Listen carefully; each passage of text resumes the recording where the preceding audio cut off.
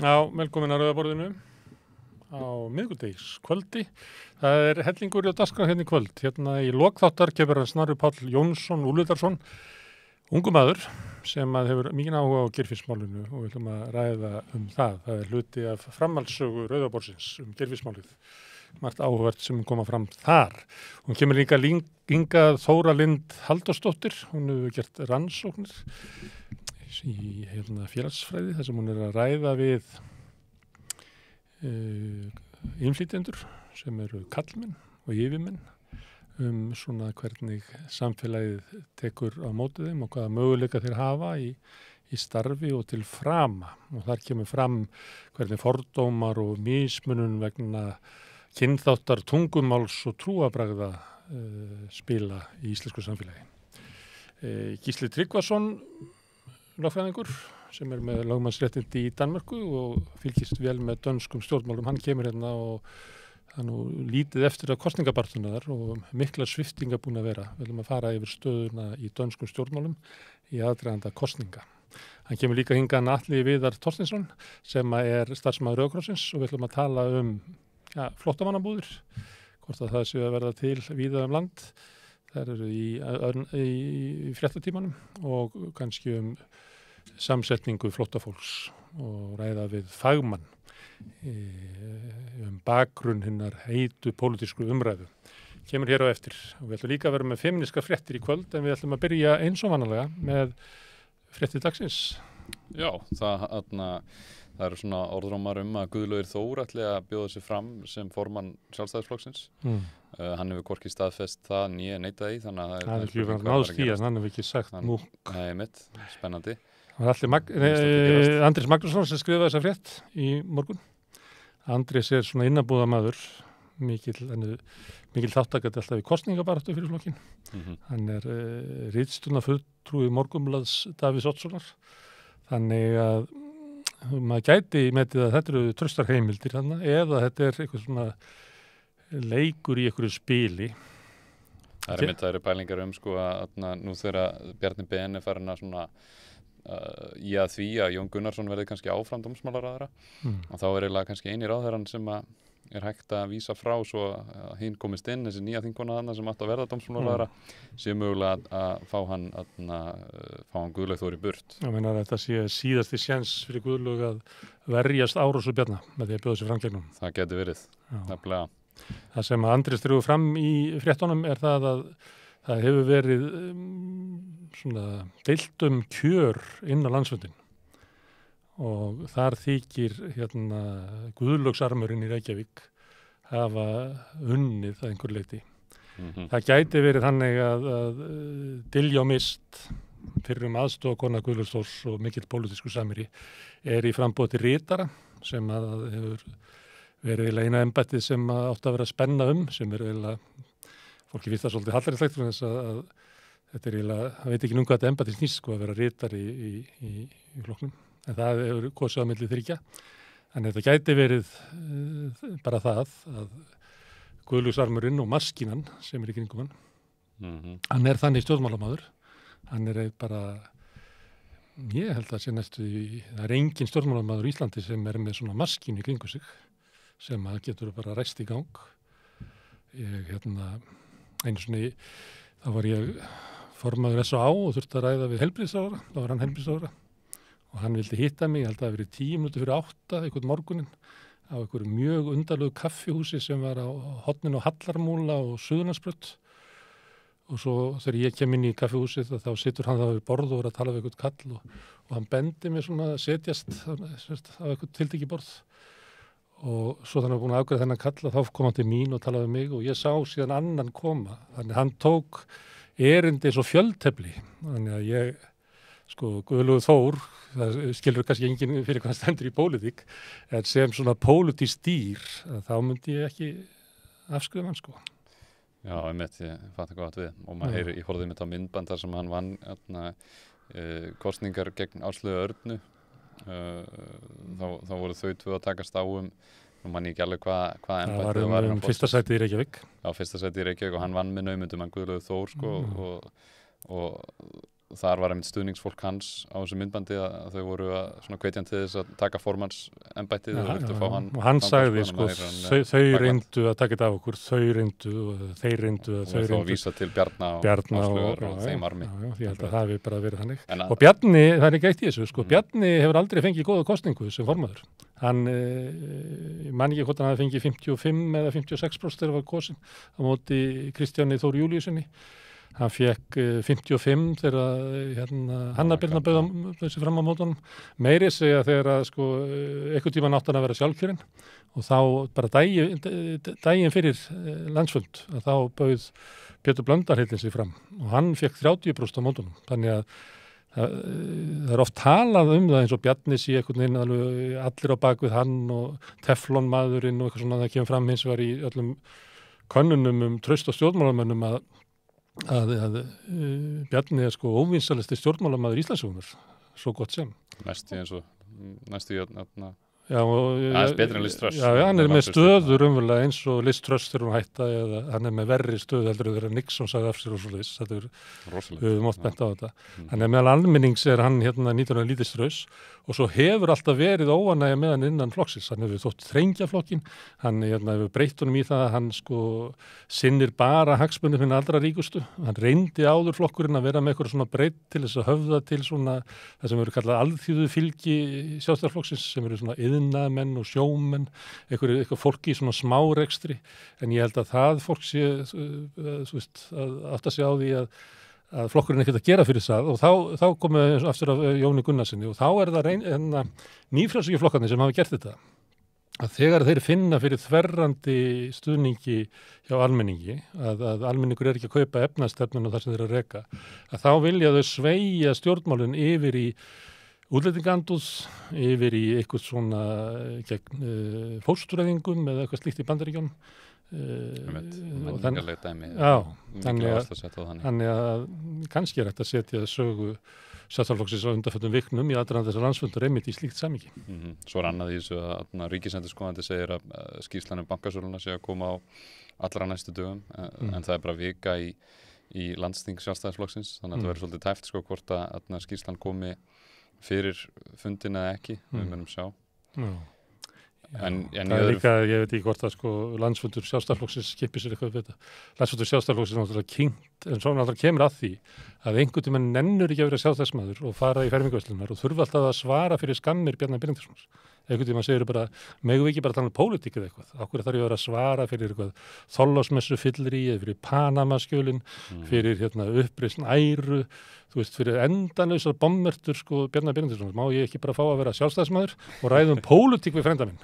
Já, akkurat. Það er spurningin hvað kemur úr þessari skýrslu. Það má ekki gera of lítið úr þessu óþóli almenna flokksmanna gagnvart synduformansins. Já, akkurat. En í öðrum fréttum að þá deiltum íbúðalánasjóðinn á þingi. Kristrún Frostadóttir sagði að Bjarni Benediktsson var annarkvort að ljúga að þjóðinni eða hann skilji ekki fjármálaafurðir. Sagði að hann væri að nota vúdú-hagfræði til þess að reyna að ganga frá þessum málum. Ég hlusta á þetta með öðru eyranu eins og sagtir. Ég var svona velta fyrir mig sko af hverju tekur Kristrún þennan vinkil að sko það sem að Bjarni er að leggja til núna sé eitthvað hættulegt eða háskalegt. Það er hann Már Mixa nefndi þetta, það geti fallið sko hækkað skuldabréfálagið á ríkissjóði og þar með vextirnir hækkað. Ég er ekki viss að það sé vandamáli sko. Ég held að sko matsfyrirtækin hafi vitað þessu. Það er allir búin að vita þessu. Það er allir búin að vita þessu í 13 ár. Þannig að þú getur tekið upp sko sagt að þarna sé vera að ganga á lífeyrissjóðinn en þá er þetta alltaf það sama og gagnrýnin sem kemur þá. Það segir af hverju þú getur gagnrýnt sko kynninguna. Hann segir ég ætla að spara 150 milljarða en hann nefnir það ekki að hann ætla að almenning borga það með lífeyrissjóðum. Og það er náttúrulega bara það er eiginlega til skammar að setja þetta upp þannig. En ég er ekki vissum að ef hann næri einhverju samningum eða settur í þrot, þú veist, þetta er eitthvað sem alltaf okkar peningar. Vandamáli með íbúðalánasjóð er ákvarðanir sem voru teknar fyrir löngu síðan og enginn hefur borið ábyrgð á. Ég skil ekki hverju stjórnarandstaðan vill færa málið frá því sem við höfum verið að fjalla sem er eiginlega þessi gamli skandall sem springur núna fram færa það frá því yfir í viðbröðin við skandalum sem að ég myndi sko tala hver ber ábyrgð á þessum ákvörðunum 2004. Inn á þinginu. Já, það bera nefna. Hvenær eigum við að hætta að borga útgjöldin fyrir einkavæðingu Sjálfstæðisflokksins? Ég myndi tala það. En kannski bara Kristrún ekkert ósátt við einkavæðinguna, ég veit það ekki. Mögulega ekki. Og mér fannst Bjarni, gert hana betur. Já, af því að við vorum að tala Bjarni á hann, þá fannst mér að svara svo ágætlega. Þegar hún kom með sína sérfræði þekkingu í hagfræði og voru að segja að hann kynni ekki hagfræði, þá kom hann bara tilbaka og segja að þú kannt ekki lögfræði. og eða sömuleyti vegna þess að aðgerðin ef til vill sko meiri lögfræði aðgerð heldur en hagfræði aðgerð. Nefnt. Það komið á þann punkt bara. Ég hef allavega ekki séð neitt benda á það að, nú þetta komið fram, ég hef ekki séð neitt benda á það að vextir ríkisins séu hækka eða skuldatrygginga álagið hækka. Ég hef ekki séð það. Sjáum til hvað gerist. En það var líka jafnréttisþing í dag og Sólveig Anna hélt þar ræðu, henni var boðið og hélt mjög góða, flotta ræðu, fannst mér. Feminisma frá sjónarhóðin, láglauna kvenna. Láglauna kvenna, akkurat. Henni fannst skrítið að henni hefði verið boðið en var mjög ánægð með það. Því að henni hefur verið tekið illa af ýmsum sem standa á baku þetta. En það var líka... Hún var að forsa á baku þetta, því að síðast þá var hún í andirinu með eflingarfólki og talaði í Gjallarhorn. Fekk ekki að fara inn. Já, vegna þess að þetta væri svona millistætta feminismi sem væri þarna. En núna eðlilega buður að vera með eina af 4 svona stóru erindunum. En það var ekki allir ánægð með það? Nei, það var mótmæla aðtöfn. Það sem var lyftuð bröðu spjaldi, en við ætlum að fara nánar í það bara í feminískum. Já, ég getur talað um það eftir. Tölum við betur í femíníska. Ætlum við eitthvað meira? Eitt viðbót. Það er svolítið búið að vera að deila það framkvæmdastjórn Samfylkingarinnar. Það er ekki allir sáttir við þannig Kjartan sem hefur verið framkvæmdastjóri. Og hann hefur verið að skipta sér svolítið af verkefælismálum, kom svolítið að því að skipa í þetta verkefælisráð Samfylkingarinnar. Og maður sér að það er svona eitthvað tókstreita í gangi innan Samfylkingarinnar og það er náttúrulega landsfundi þeirra er að byrja bara núna helgina. Ég átta mig ekki alveg, það er óánægja í Samfylkingunni er mikið af vonum sem ekki gengu eftir og meðal annars fyrir síðustu kosningar þá var svona trú í flokknum ári fyrir kosningar að þetta eruðu kosningar loksins Samfylkingarinnar. En það gekk ekki eftir og það var því kennt að það hafi verið klaufalega staðið að vala á lista og menn hafa verið að saka hann þetta. En það sem var harðast deilt er Samfylkingarfélagið í Reykjavík og ekki beint framkvæmdastjórnin sem tók ákvörðun það. Það var nú mikið fjallað þetta, það var voru eiginlega annað fólk og varðandi verkalýðsráðið að þar er hann með, en hann mun hafa átt hugmyndilega sko. Það tók ekki ákvörðuna og með verkalýðsráðið þar sem við stilla upp fólki sem er í andstöðu við Sólveig Önnu sérstaklega og kannski Ragnar Þór og Villa einhverju leyti. Þeir stilla því öllu upp í verkalýðsráð sem að það er armur inn í flokknum eða einhver af árumónum sem að telja þetta að hafi verið stórkostleg mistök að Samfylkingin væri að stilla sér upp við þeim sem er að tapa völdum í verkalýðshreyfingunni á móti þeim sem eru verkalýðshreyfingin í dag. Ég meina, þú veist, í almennu markaði þá Vilhjálmur Birgisson, Ragnar Þór og Sólveig Anna þú veist, ég meina, það eru með flesta fólkið og þau eru bara allan hátt leiðandi. Þannig að það var skrítin ákvörðun að ég veit ekki, ég myndi ekki spá því endilega að þetta komi fram nema að það verið kosið í framkvæmdastjórn og formanninn sérstaklega, hann kosið sérstaklega og það verið að ganga á eftir Flosa Eiríksinni sem er samfylkingarmaður úr Kópavogi og var svona svolítið vonastjarna í flokknum hérna árum áður, var síðast framkvæmdastjóri í Starfsgreinasambandinu undir honum Birni Snæbjörnsssyni í Einingu sem var stór player á ASÍ-þinginu í undiróðunum gegn Ragnari, Sólveigu og Vilhjálmi. Ég veit ekki hvort að það tengist, en það er verið að ganga eftir honum að bjóða sig fram. En þeir sem að vilja ekki fá hann fram sig, hann hafði það bara gott, hann er formaður Breiðabliks í dag og hann er einbetið sér að því. Kemur í ljós. En ein önnur aukafrétt sem við verðum að nefna, það var kynnt rannsókn og skýrslu í Seðlabankanum held ég að verið hann Ásgeir Daníelsson sem er fyrrum forstöðumaður á hagfræði og peningastefnusviði Seðlabankans. Hann kynnti sem sagt efni rannsóknarritgerðar sinnar sem heitir Laun og verð á erlendum varningi í verðbólguferlinu á Íslandi. og hann í rannsókn sinni finnur ekkert samband á milli hækkun launa og verðbólgu eins og samtök atvinnulífsins og fjármagnseigendur og atvinnurekendur og auðvaldið hreinlega hefur haldið fram hérna stöðut að ef þú mátt ekki hækka launa því að þá verður óða verðbólga og þar fram eftir göttunum og Ásgeir segir þarna hann afsanni ekki beint það að það geti verið verðbólga við hækkun launa en það eru engin tengsl sem finnast í gögnunum og í rannsóknunum. Já, hann tekst ekki að smíða módel til þess að sína fram á þetta. Það finnur ekki þessi tengsl sem er stöðut. Vilhjálmur Birgisson benti á þetta á Facebook. Þetta erindi var ykkur minn í síðustu viku. Já, ok. Herðu, komið í bíli. Yes. Herðu, þá ætlum við að halda áfram að tala um fréttir dagsins því að við ætlum að tala um flóttafólk og flóttamannabúðir við hann Atla Viðar hérna eftir augnablik.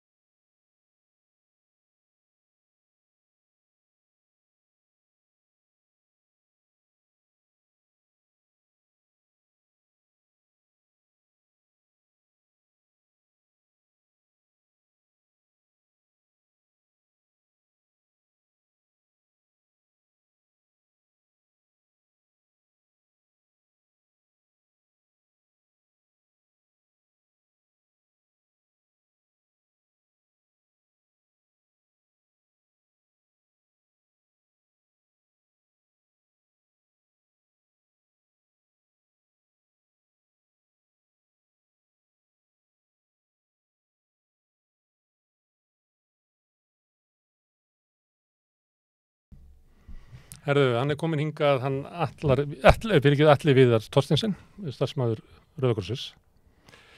Herðu, þú komst hérna daginn og við vorum að ræða svona stöðuna í flóttamannamálum og mér fannst ég að skilja það betur.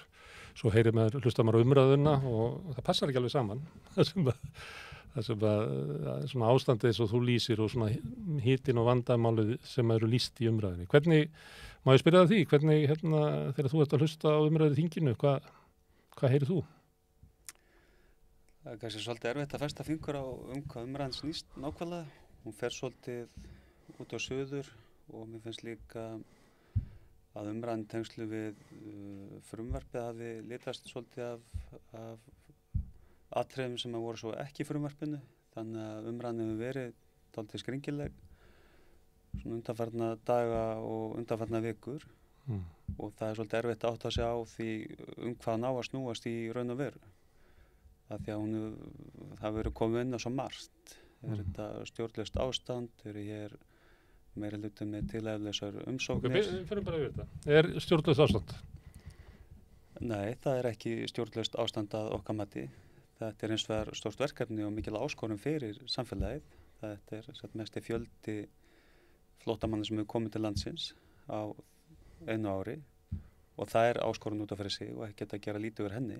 Maður sér vandamálin við bara að finna húsnæði, maður sér vandamál við að koma krökkum í leikskóla og skóla. Já, það er eins og við kannski kjósa frekar að líta á þetta ákveðna áskorun en er ákveð verkefni sem hægt að ná utanum og ég myndi segja það að stjórnvöldum hafa tekist það bara svona almennt býsna vel. Þau hafa komið fólki í húsnæði. Rauði krossinn var beðinn að opna fjöldahjálparstöð og þar hafa komið í gegn eitthvað 200 manns en flestir hafa bara verið þar örfá klukkutíma eða kannski 1-2 nætur, ekki meira en það og þá hefur þjónustu teymi Vinnumálastofnunar tekist að koma fólki í úrræði annar staðar og ég held að það með bara rósa stjórnvöldum fyrir það. Við heyrum svona nú bara í dag frá Vestmannaeyjum eitthvað að uggur í bæjarstjórninni að því að verið var að semja eitthvað húsnæði í Árborg í gær. Við heyrum svona fréttir eins og við heyrum að erfiðleikunum, skiljanlega. Það er ekki fréttir allt sé í lagi, það hefur aldrei verið frétt. Þannig að það bara þannig að þetta er svo stórt og mikið, það er svo mikið fjöldi, að eitthvað svona þótt að sargi aðeins í hér og þar er ekki vandamál. Nei, ég held að svona almennt með að segja það að þetta gangi bara vel og líka miða við þennan fjölda. Það er allir að gera sitt besta og svo er kannski einhverjar bæjarstjórnir eða sveitarfélög sem að íhuga einhverju efi, kannski ljósa umræðan eða eitthvað slíkt og ég held að því meira að bara áræðilegum upplýsingum sem fer í loftið þennan málaflokk. Og umræðan hefur ekki skaffað það, ekki umræðan sem þú ert að lýsa áðan, hún skaffar ekki áræðilegar upplýsingar, hún skaffar svona glundróða og óvissu. Já, hluta til hefur hún gert það. Ég held að mig alveg segja það og við höfum reyndar sagt það í Rauða krossnum og svona komið fram á leiðrétt ákveðin atriði sem hafa komið fram í umræðinni. Auðvitað kunni vera skipta skoðanir og það svo sem allt í lagi líka, en ég held að í svona viðkvæmum málaflokki svona viðkvæmar skuldbindingar Íslands verði að vanda umræðan og nálgast hann af mikilli yfirvegun og horfa á tölur og setja það í samhengi við það ástand sem við erum að horfast í augu við. Það er ekki bara átök í bakaranum hjá okkur í Evrópu, í Úkraínu, sem hefur valdið því að 8 milljónir hafa flúið land, heldur hafa bara á undanförnum árum fjöldi flóttamanna aukist 20 milljónir og það er ekki smá tala. Mikil fjölgun tilhæfulausra umsókna, er það rétt? Nei, það er ekki í samræmi við okkar reynslu og þær tölur sem við erum að sjá. Og íslenskar stjórnvaldsstofnanir hafa raunverulega svarað þessu sjálfar, af því að 80% af þeim sem er að sækja heila á Íslandi fá vernd, og þetta eru náttúrulega aðalega Úkraínu fólk og fólk frá Venesúela. Svo er líka fólk frá Palestínu, Afganistan, Sómalíu. Þannig að þessar íslensku stjórnvaldsstofnanir eru ósamlega þeim fullyrðingum sem hafa komið fram að það sé mikið tilhæfulausar umsóknir. Mér fannst þessi umræða að byrja í haust þegar Jón Gunnarsson fór að tala um það að stjórnlaus fjölgun flóttamanna væru að kollvarpa öllum grunnkerfum samfélagsins. Ég veit ekki hvort að þið getið metið það, hvort að húsnæðiskerfið, skólakerfið, heilbrigðiskerfið sé undir það búið að taka við fjölgun flóttafólks. Já, það er kannski, það sem við getum bara hort á er bara staðan í dag og til dæmis tekið þessa tölu umsækjenda sem hafa komið á þessu ári sem er eitthvað 3.200-300 manns allt í allt, sem er verulega aukning frá fyrri árum, en þegar maður spyr sig er þetta há tala, þá er bara ágætt eins og við höfum oft nefnt að setja hann í samhengi. Er hún há í samanburði við til dæmis bara þann fjölda Íslendinga sem er flest til og frá landinu á hverju ári, þá þann fjölda íbúa EES sem kemur hérna til að stunda nám eða vinnu við þá 1,5 milljón ferðamanna sem heimsækir Ísland á hverju ári, eða í hvað samhengi er hún há. Og við höfum nú talið, og ég vona að flest séu sammála því, að Ísland eigi nú að standa styrkari fótum eins og að innviðir bresti við komið 3.000 flóttamanna sem er að flýja bara til að bjarga lífi sínu, og það að veita hæli er mannúðaraðgerð, það má ekki glemma því, og er bara í samræmi við skuldbindingar. Og Íslandi hefur reyndar, það hefur reyndar komið hérna mikill fjöldi flóttamanna áður, ef ég má aðeins bara sveigja hugtakið, bara í eldgosinni í Vestmannaeyjum þegar komið hérna 4.000 manns rúmlega, jafnvel 5.000 upp á land með stuttu fyrirvara. Og svo hafa Íslendingar flúið land í gegnum tíðina. Hér eru mjög óblíð náttúruskilyrði, hér hafa orðið hamfara eldgos og það má vel vera að slíkt gerist aftur, vonandi ekki. Það getur komið annars konar atburðir. Það sem Íslendingar þurfa að flýja land, og þá er gott að vera hluta af þessu samtryggingakerfi sem að flóttamannasamningurinn og bara alþjóða samstarfið er.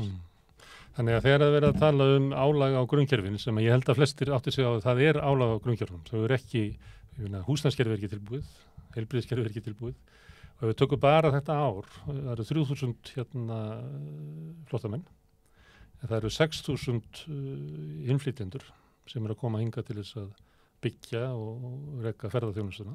Það eru 9.000 erlendir ríkisborgarar sem hafa komið til Íslands á þessu ári.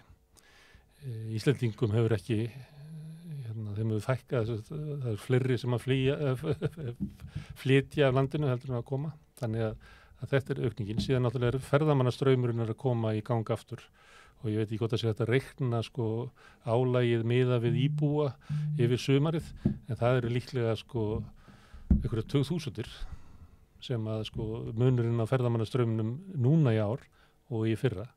Finnst þér að ósanngjarnt að það sé verið að benda á, ef að 80% af þeim flóttamönnum sem koma hingað fá vernd, þá þá eftir sko 20% sem að koma hingað að það sé ástæðan fyrir því að það hriktir í grunnkerfunum? Nei, já, kannski rétt með að sjá samhengið í því ef ég skil spurninguna rétt. Já. Ég spyrir hvort það finnst þetta ósanngjarnt að í umræðinu þol grunnkerfana sé bent á þennan hóp.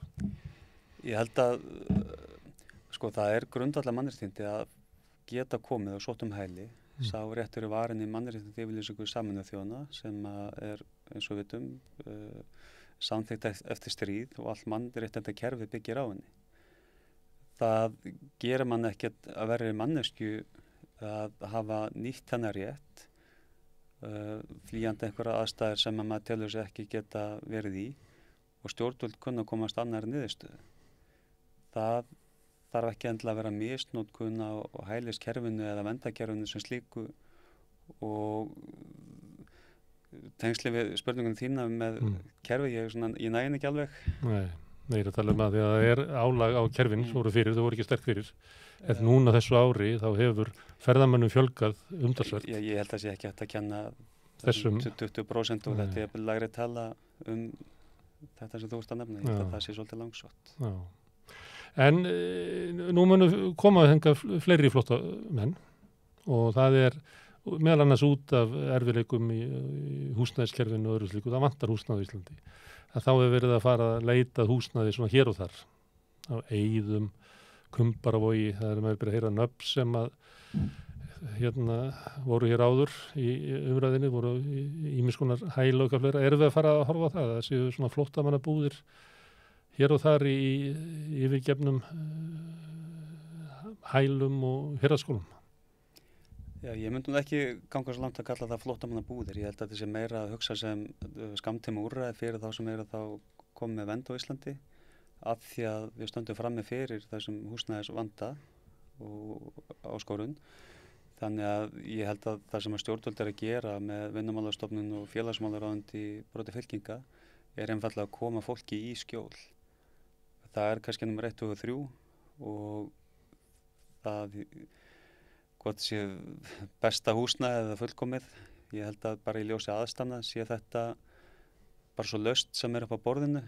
Og ég veit að það unnið að því öllum árum að tryggja fólki húsnæði þannig að það hafi þak yfir höfuðið og svo verður bara svolítið að ráðast á næstu mánuðum hvernig spilast úr stöðinni. Það vantar húsnæði þannig að við getum fyrir að sjá gámabyggðir eða eitthvað. Það geti alveg farið svo. Og ég held að það sé líka átt að hugsa sko að því að nú erum við að tala 3300 mann sem hafa komið á árinu og hvort að það endi í 4-5.000 þegar árið er liðið.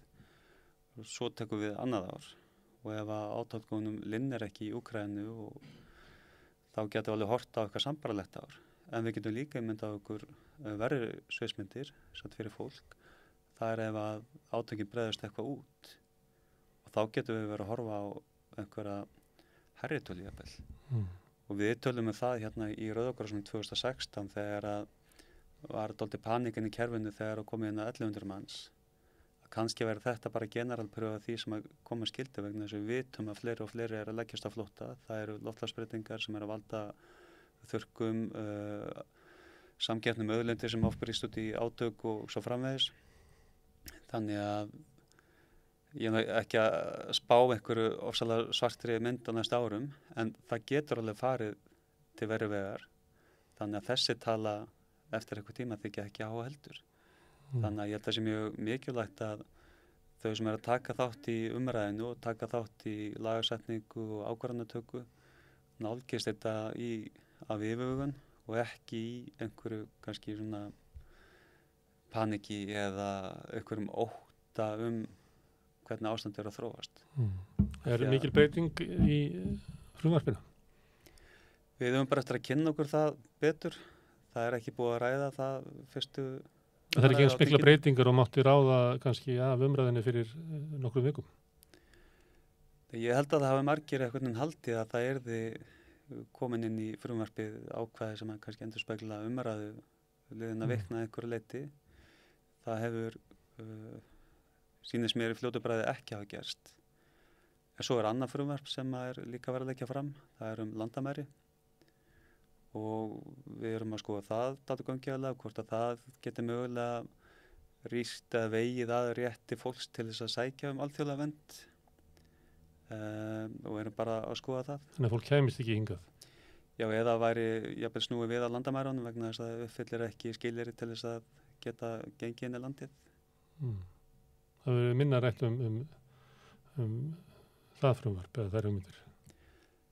Já, það er bara til meðferðar í allsherjarnefnd og voru sendar út umsóknarbeiðnir núna fyrir viku, 2 vikum eitthvað svoleiðis.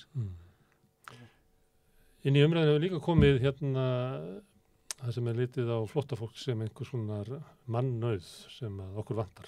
Það er talað um að atvinnuleysi aldrei verið minna, eða jú, það hefur verið minna eftir hrun, en það hefur aldrei verið meiri vöntun á starfsfólki eins og núna, ekki síðan 2007, ef ykkur vill reyna að muna það ár. Hvað finnst þér þá umræðu? Að við höfum bara að taka fagnandi, okkur vantar fólk, okkur vantar vinnuhendur. Þá er svolítið verið að líta á fólk sem er að flýja óbærilegar aðstæður sem svona eitthvað sem við getum notað og nýtt. Ég held að flesti þeir sem er að flýja ástand sem að þeim er ekki vært í og koma til annars lands, að borða í Ísland. Samkvæmt okkar reynslu þá eru flestir áfjáður í það að taka þátt í samfélaginu, leggja eitthvað að mörkum, verða nýtir samfélagsþegnar og ég hefur atvinnuþátttaka flóttafólks verið mjög há.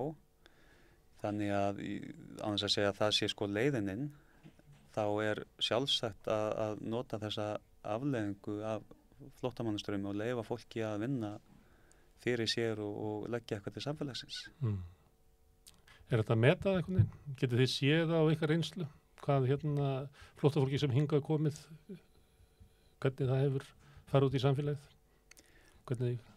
Já, við erum ekki mennandi tölur því miður og það var gerð rannsókn fyrir nokkrum árum af Alþjóðamálastofnun, ef manni rétt, sem var þá endurtending á rannsókn sem var gerð 2005, þar sem atvinnuþátttaka og traust flóttafólks á samfélaginu og lögreglu á Alþingi og sem heilsustofnunum á Rauða krossinum var mjög hátt.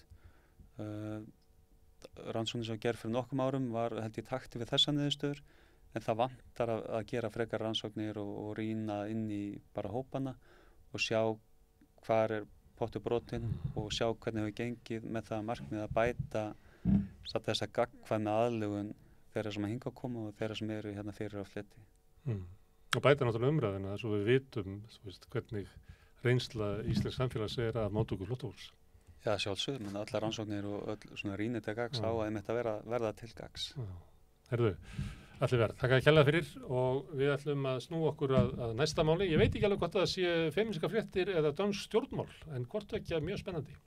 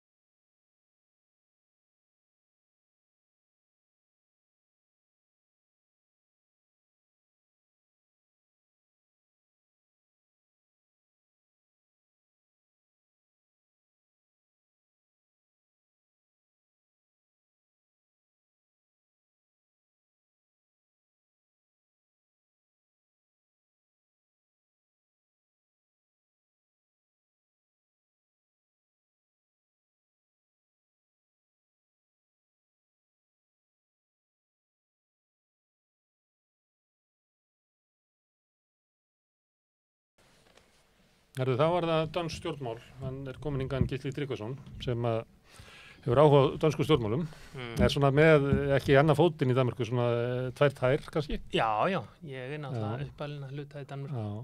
Og hefur góð tengsl við landið? Já, ég var þar í menntaskóla og 1 ár í lagadeildinni.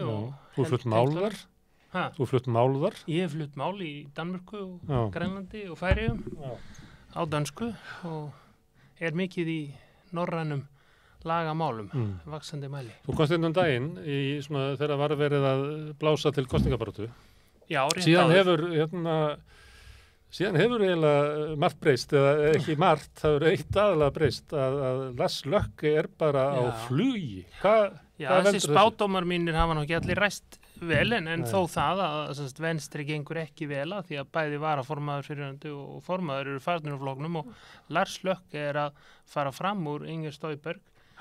Þannig að Lars og hann var bara með eitthvað 3% sko eiginlega allt þetta ár eftir hann yfirgaf venstri en svo eiginlega bara leið og flautað en þá hann eiginlega eini sem var ís. Já, það var bara sérstök frétt í danska sjónvarpinum daginn það hvað hann hefði risið hatt á undanförnum vikum og kannski ruglar það mig að ég hef aldrei verið mjög hrifinn á honum sko, hann svona hvað það player. Hann playa, það var svona baktjaldað bókmyndir? Já, hann mikill í því, en það verður að segjast að honum til rós, eins og menn benda á, að hann hefur náttúrulega bæði sem fyrirhandi heilbrigðisráðherra og forsætisráðherra gert skipulagsbreytingar sko, sem að hafa virkað vel, til dæmis á heilbrigðiskerfinu. Þrátt verið svona spillingastimpil á honum, þá hefur hann verið duglegur svona reformator og hvað sem hann finnst svoleiðis stefnu, þá hefur hann til dæmis tekist á við erfið verkefni eins og endurskipuleggja lífeyriskerfið og takmarka lífeyrisréttindi. Það sem að verið kallað að vera hæfur. Já, ég meina hann er þorinn. Já, ég meina hann er þorinn og hann er hægri maður en kannski þurfti að taka á þessu lífeyriskerfi og hann þorði því og tók áhættu og tókst það. Og það sem að hann lagði upp með þegar hann yfirgefur venstri, hann byrjar strax að tala það að hann vilji ríkisstjórn yfir miðjuna. Já. Og þetta allt að spilast upp í hendunar honum. Því að ef að kostingar verða eins og skoðanakannir benda til, að þá hann algjörlega... Já, hann geti orðið forsætisráðherra. Sko. Fyrst tókum henn ekkit mark á þessu almennilega og ekki ég og gerðu grín á hennu fyrir að vilja ekki segja hvori að vera ráðherra, sko, forsætisráðherra, hægri eða vinstri. En hann segir bara hvorugt eða yfir miðuna, sko. Og hann reyndi þetta með venstri, hann var þar í forsvari 2019, svolítið seint að því að það var eini möguleikinas. En nú hann að fá heilmikið fylgi út á þetta og svona ágæta sín eða hvað sé frumlega sín á struktúrbreytingar og heilbrigðismál. Þannig hann með ykkur stefnu, hann ekki bara best að kjósa Lars Løkke. Nei, hann með... Þetta er ekki svo Sigur Ingi. Hann með meiri stefnu en ég kannski hugði hérna fyrir nokkrum vikum. Þannig hann að koma mjög sterkur inn og aðrir heldur veikari, sérstaklega Pappi og venstri og konservatív. Er einhver vandræði, því að staðan svo að hann hann á miðjunni og síðan hann gæti náð sama ríkisstjórn, þeir myndu ná yfir 90 þingmenn, bara sósíaldemókratar og venstri og mótiráðuna. Já, ég held að vera ekkit vandamál, það bara svo mikið sko tregða. Og svo ertu með frjálslynda sem að raunverulega myndu vilja vera með sko, það ekki? Jú, eða þeir fá eitthvað fyrir sín snúð sko, en sko það bara svo mikil tregða í þessu stóru valdaflokkum eins og sósíaldemókratum að sko mynda ríkisstjórnum við miðuna, það hefur einu sinni verið gert milli sósíaldemókrata og venstri. Vinstri næri ekki í ríkisstjórn sko, þótt að það komi bara vinstri menn frá Færeyjum og Grænlandi. Nei, en það geti líka verið að Løkke myndi svíkja lit og fara annarkvort til hægri eða vinstri sko. En þá þyrfti hann að vera með Danmerkur demókratana sem eiginlega hafa gleypt danska þjóðarflokkin. Já. Kanntu að segja mér hver er munurinn á danska þjóðarflokknum eins og hann og Danmerkur? Það bara annar nýr og hinn gamall og hann úr sér gengin danski þjóðarflokkurinn og búin að markast af persónudeilum og spillingu hjá Morten Messerschmidt og hún hvað heitir hún? Formaður Inger? Já, hennar, sko hún náttúrulega bara búin að sanna sig svo lengi í ráðherraembætti, ég ruglaðist andartak nýju bóli, sko, en Inger Støjberg að ganga mjög vel, sko. En hún náttúrulega með meira á stefnuskráni en Dansk Folkeparti. Og höfðar svolítið til landsbyggðarinnar, hún tala mikið að, sko, svolítið lattilepjandi Kaupmannahafnarbúa, sko. Sem alltaf vinsælt. Já, það alltaf vinsælt hjá landsbyggðinni en það svolítið skrítið að það textin þess að Danir hafa nú verið mjög duglegir að til dæmis flytja stofnanir eða hafa stofnanir út á landi og ég segi duglegir að því mér finnst það að gera það sko. En nýja borgarlega, það hann utar á jaðrinum, eða ekki? Jú, og Lars Løkke myndi ekki vilja, hann þyrfti ef hann alltaf myndi hægri stjórn, þá verður hann að setja sig við að hafa þá ekki innanborðs kannski en til að styðja ríkisstjórnina og það getur verið dýrt eins og komið ljós í Svíþjóð þar sem að Svíþjóðdemókratar eiginlega fá stefnuna þótt þau séu ekki hluti af ríkisstjórninni. Já, er það ekki bara vissum málaflokkum? Já, þau löglega áherslu á. Í sínum aðal málaflokki, já. En það held ég að sé nú stuðningu við það, ég menna það svolítið ófremdar ástand í Svíþjóð. Okay. En það hefur nú ekki verið það í sumum borgum Svíþjóð, sko. En þú heldur að Lars Løkke myndi sætta sig við að hafa þessa jaðarflokka með í hægri stjórn? Já, kannski frekar Inge Støjberg og Danmarksdemokratana heldur en Nye Borgerlige. Hann verður af ef hann allra nýta hægri stjórn. Já, svo getur náttúrulega verið að einstaka sinu gerist að færa einhverja grænlendingar sko, skipti máli og þar skipti máli að formaður Íhaldsflokksins, Pappi, var að móðga grænlendinga enn einu sinum daginn, tala illa þá. En Íhaldsflokkurinn, hann var hefðu við talað saman síðan í vor, að þá hefðu við talað eins og komandi kostningar eru kostningarna þeirra, en það ekki að verða. Nei, það var nú bara... Þeir eru komin niður fyrir kjörfylgi, sko. Nei, já, hann hafði bara hann stutt tímabil áður en þessi spillingamál hans eða neykslismál hans kom upp á yfirborðið, það sem hann naut aðeins fylgis umfram til þessum venstri, að því að hvað heitir hann? Jakob Ellemann var ekki alveg búinn að sanna sig og kannski ekki alveg búinn að sanna sig. En það er heilmikið rætt málefni í þessari sko kosningabaráttu, ég meina það er mikið rætt heilbrigðismál og launamál opinberra starfsmanna til þess að manna þessar mannfreku stéttir sem að þurfa að sjá eldri borgara og fleiri og það er rætt umhverfismál og minna kannski öryggis og varnarmál en ég bjóst við fyrir nokkru vikum. Finnst þér kosningabaráttan í Danmörku einkennast meira af svona málefnalegri umræðu heldur en að þú vanur hér heima á Íslandi? Já, mér hefur nú alltaf fundist Danmörku vera þroskara lýðræðisríki en Ísland, sko. Og hér kemur náttúrulega, þó ég sé gamall framsóknarmaður, þá kemur náttúrulega ótrúlega oft eða semst ég fyrrverandi framsóknarmaður, það kemur ótrúlega oft svona útspil frá flokkum eins og gjarnan Framsókn sem er bara svona einhver patentlaust sem á að leysa allan vanda einhvers ákveðins hóps sem þeir hafa 90% lán sem við erum að fá í hausi núna. Þá hafa þeir fundið í skoðanakönnunum, sko. Framsókn eins og LSD, þú tekur það eitthvað í 2004, svo færðu trippið, sko, 2022 Já, ég meina þetta kemur okkur oft í kolla að finna eitthvað eitt atrið sem að getur bústað fylginu í nokkra daga eða nokkra vikur og Framsókn er til dæmis rosalega góð í að toppa á réttum tíma. En já, mér finnst nú málefnin yfirleitt miklu sterkari í Danmörku og það allir minnst til skamstíma þótti það nú eiginlega bara helgispjöld að greiða atkvæði gegn fjárlögum en það breytist nú aðeins aldamótin, sko, eða upp úr aldamótunum.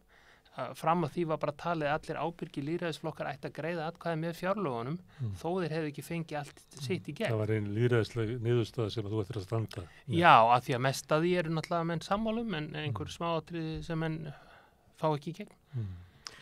En það vinstra megin eiginlega voða lítið að frétta nema helst að radikali venstri, ef þú vilt flokka þá til vinstri, það eru nú annar miðunni, að þeir ekki, það eitthvað að hjá þeim. Já, þeir hafa náttúrulega oft dalað mikið og síðan náð góðu fylgi. Þeir eru í miklum dal núna eftir að hafa mist fórustumann úr sínum röðum og ekki alveg náð einhugum nýja formanninn, Sofie Carsten Nielsen. Þannig að hún er kannski ekkit geislandi á mörgum sviðum, sko. En þetta er flokkur sem svona lifir á því að hann þarf eiginlega, honum líður vel ef að stóru flokkum líður illa. Hann er svona valkostur á móti. Nei, hann er bara... Hann er helmingi minni í konunni núna. Já, en maður horfir nú aftur til, sko, miskusti 1900 þegar maður er að dæma radikali venstri, sko. Mjög merkilegu flokkur og átti forsætisráðherra 1920. Já, minn gamli uppáhaldsflokkur, sko. Hann er borgaralegur í efnahagsmálum og róttækur í ýmsum öðrum málum en kannski er ég komin langt vinstra með eða núna, sko, en svona ég var hrifin á honum og er hrifin á honum sem svona stofnun og tengingunni við grasrótina og hans sögu. Þú varst að segja að spár þínar hefði ekki gengið eftir.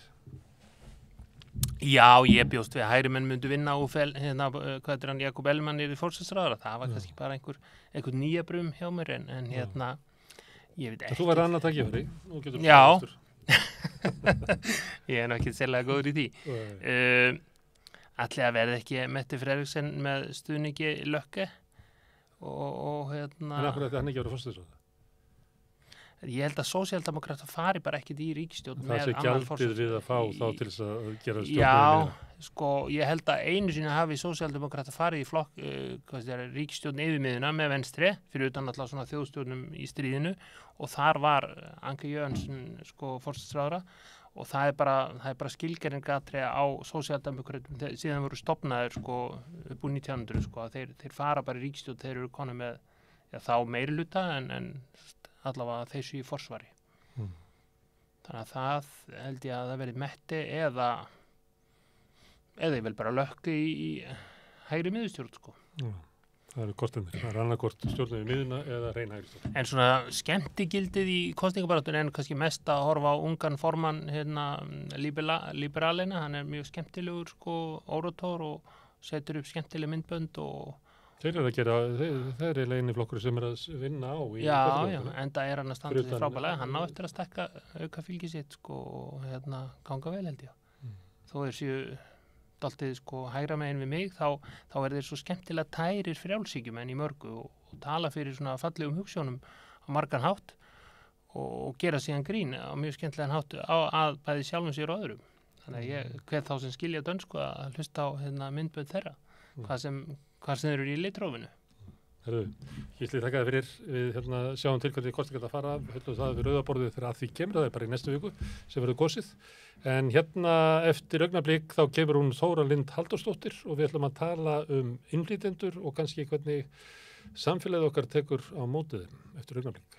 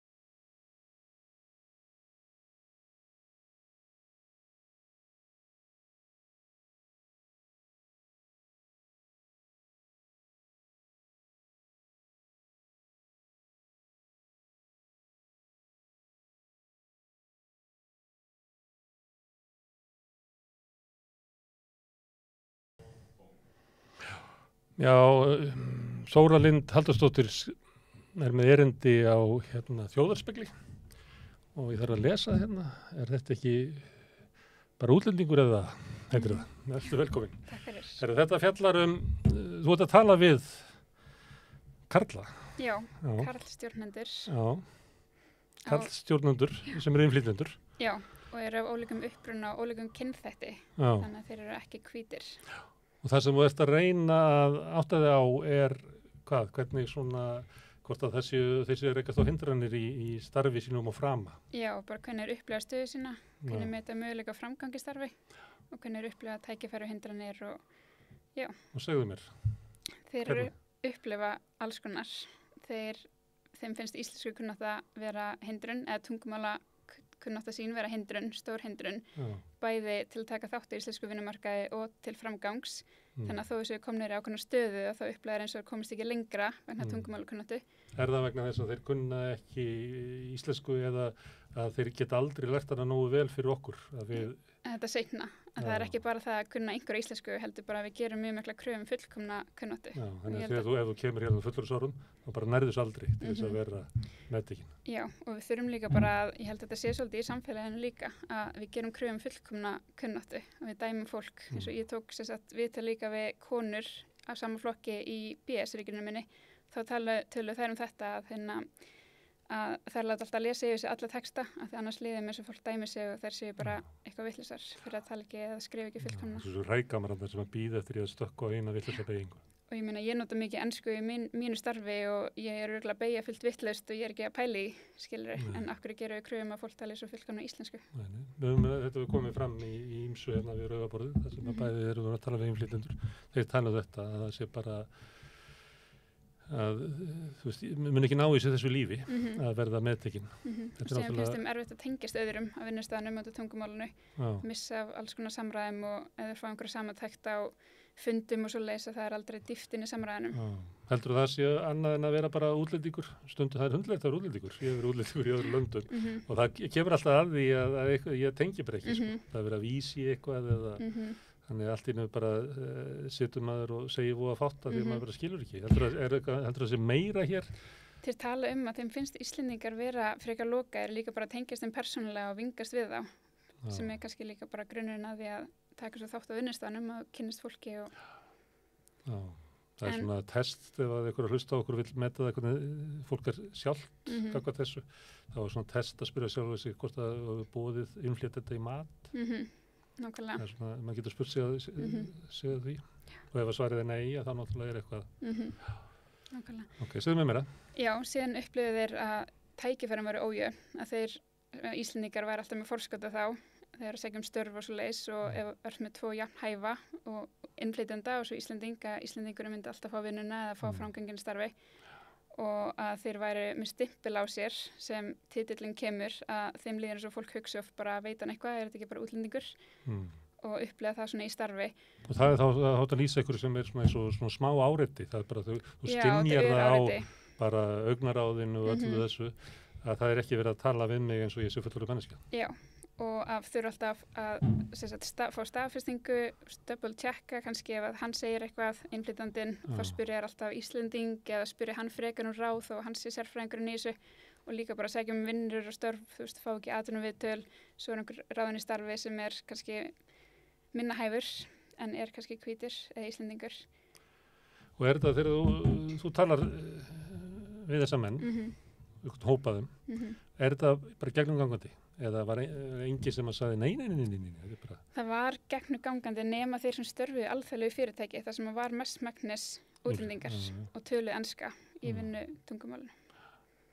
En þeir sem eru inn í íslensku samfélagi, þetta er bara, og þú veist það alveg, ef þú haldi áfram að tala, þá myndur þú bara fá staðfestingu á. Já, ég talaði við 12, eða ég geti talað við fleiri. Og það er líka áhugavert að ég var oft spurð bara, nærðu alveg að tala við 12, finnur þú 12, eru þeir hana?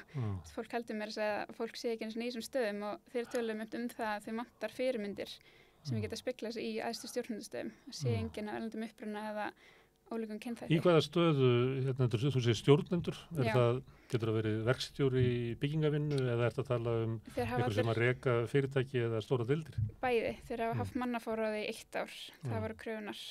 Sumir átti sitt eigi fyrirtæki og það var einmitt eina niðurstaðan að þeir bara gáðst upp á að leita sér að vinna í Íslandi og stofna sitt eigi fyrirtæki og rannsóknir hafa sýnt það, innflytjendur gera það í löndum, þeir bara fá ekki stjórnendastöður eða stöður sem hæfa menntu þeirra og stofna sitt eigi fyrirtæki. Það væri hægt að veita þeim ráð sem að hafa áhuga á nýsköpun að íta peningunum til innflytjenda því að í öllu löndum þá er sko margfalt algengar að innflytjendur stofni fyrirtæki heldur en innfættir. Já, en síðan var svona áhugaversta þema eða kannski mest sem er svona mikilvægast að þeir upplöðu fordóma og tengdu við kynþátti sinn og sögðu bara hreint út að ef ég væri hvítur innflytjandi ætti miklu auðveldara að vera í Íslandi og höfðu upplöðað bara alls konar dæmi eins og bara einn sem vinnur hjá fjármálafyrirtæki og var búin að vera í samskiptum við viðskiptavin á netinu og allt gekk bara mjög vel og smurt og svo hittust þeir að þá bara neitaði hann að láta hann afgreiða sig og þessi tala reiprennandi íslensku þannig að það var ekki tungumáli. Þannig að þó þetta sé undantekningar þá er þetta að gerast á Íslandi og hefðu bara fengið svona fyrirlitning sem að fólk fær í andlitið. Já. En var mismunur á því þú nefndir hann að það var hvítur innflytjandi að vera betra. Þannig það er líklega betra að vera frá Austur-Evrópu. Og svo er álitamál hvort er eiginlega verra að vera múslimi eða frá Afríku. Og þeir nefndu að sjálfur að Íslendingar stimpla innflytjendur sem góða slæma Einn sagði að fólk heldur oft í sig frá Afríku og ég finn svona kalt viðmót, svo veit að ég er frá Bandaríkjunum og þá allt í hennu er öðru sér viðmót. Þannig að við stimplum til dæmis góða innflytjendur sem eru kannski frá Norður-Ameríku eða Vestur-Evrópu og svo slæmir innflytjendur Miðausturlönd og Afríku. Og ég talaði við nokkra sem voru múslimar og þeir upplöðu líka mjög mikla fordóma gegn trú sinni og sérstaklega þeir sem bera með sér útlitslega eins og múslimar höfðu fengið athugasemdir eins og í starfi bara eftir komin hingað til að drepa mig og átti að vera djók en þeim fannst þetta ekki fyndið að þetta er öráriði. Þetta er alltaf að vera að minna þig á að þú ert ekki héðan og þú ert ekki Íslendingur. Þetta er þá fordóma sem eru byggðir á svona bara fréttum á þessar öld. Margir telja það. Frekar heldur svona djúpstáði fordómar gagnvart múslimi sem eru víða í Evrópu sem eru byggðir á því svona að það er ykkur annar sem er að stýra þeim sko. Þeir eru aldrei almennilega hluta okkur því að Allah geti sagt þeim að gera eitthvað og svo þeir eru birtir myndir af mönnum í bænum sem allir beygja sér saman að það finnst Vesturlandabúum eigin sem eru einstaklishyggjumenn einhvern veginn ógnvænlegt. Það er mjög djúpt í Evrópu en það ætti ekki að vera hér því að Íslandingar hafa eiginlega enga reynslu af múslimum bara eiginlega fyrir að hinga að koma einhverju palestinum en svona upp á 1970. En bæði rannsóknir sem sína og þeir sögðu það líka í minni rannsókn að þeir telja að þetta viðhorf komið frá fjölmiðlar málum neikvæða mynd gagnvart sérstaklega karlkyns innflytjendum og tengja það við glæpasamtök og hryðjuverk og til dæmis bara alltaf að vera fréttir það var alltaf þarf að nefna að sé útlendingur það var glæpur og það var útlendingur eða það var þessi en þetta er múslimi sem fremur voðaverka þá er það út af trúnni en ef einhver annar gerir það þá er það bara þeirna geðugur Nákvæmlega og svo er þetta náttúrulega líka bara fyrir bíó það er vondikallin er oftast múslimi það var það allavega, ég veit ekki hvort það sé búið að breytast núna en segðu mér, af hverju fórstu að rannsaka þetta? Ég bara fekk mikinn áhuga á þessum málefnum og hafði heyrt mikið að innflytjendur í Íslandi væri ekki að fá störf við hæfi og væri í láglaunastörfum þó að menntun segði annað. Þannig að ég var svolítið forvitin að rannsaka bara hvað ef þú ert komin í einhver ákveðna stöðu, er þetta bara komið eða ertu ennþá að upplega eitthvað? Og finnst þetta bara, nei það er ekki. Mér finnst bara allir að vera metnir af jöfnu grundvelli, ekki hvað maður kemur að hvernig lítur út. En svo líka eitt svona sem kom mikið fram, það var þetta áreiti eins og nefndir aðan að við þurfum alltaf að spyrja hvaðan ertu og þeir voru orðnir svolítið þreyttir á því að þurfa alltaf að útskýra sig, bara getum við bara að tala um vinnuna og fólk eru auðvitað bara forvitið og Íslendingar eru forvitnir og þeir meina ekkert illt en ef þú ert spurður á hverjum degi, kannski ofta dag. Þeir áttast ekki á því hvað er álag fyrir hinn? Nei, þá ertu alltaf að fá áminningum og sért ekki hérna. Þú hafi kannski búin allt þitt líf eða búin í 30 ár. Þetta fær mann til að hugsa því að alltaf að tala um aðlugun er kannski mesta verkefni fyrir innfædda Íslendinga aðlagast því að það eru útlendingar hérna. Já, það er einu átaki sem að þyrfti að gera. Þetta snýst ekki bara að þeir aðlagast okkar menningu, við þurfum líka aðlagast þeirra menningu. Og breyttum tíma bara. Þetta er 15,5% árið 2001 hlutfall innflytjenda í Íslandi. Það kom í 16,3. Það hefur komið svo margir inn á þessu ári, ekki bara flóttafólk. Heldur tvöfalt fleiri sem eru komin hingað bara til að vinna og halda byggingariðnaði og ferðamennsku gangandi. Heyrðu, áhugavert að tala við þig. Já, takk fyrir að bjóða mér. Þetta er mikilvægt málefni og við höldum áfram að ræða það við Rauðaborðið. Til hamingju með ritgerðina. Takk fyrir. Heyrðu, þá er það komið af dagskrárliðnum femínískar fréttir eftir augnablik.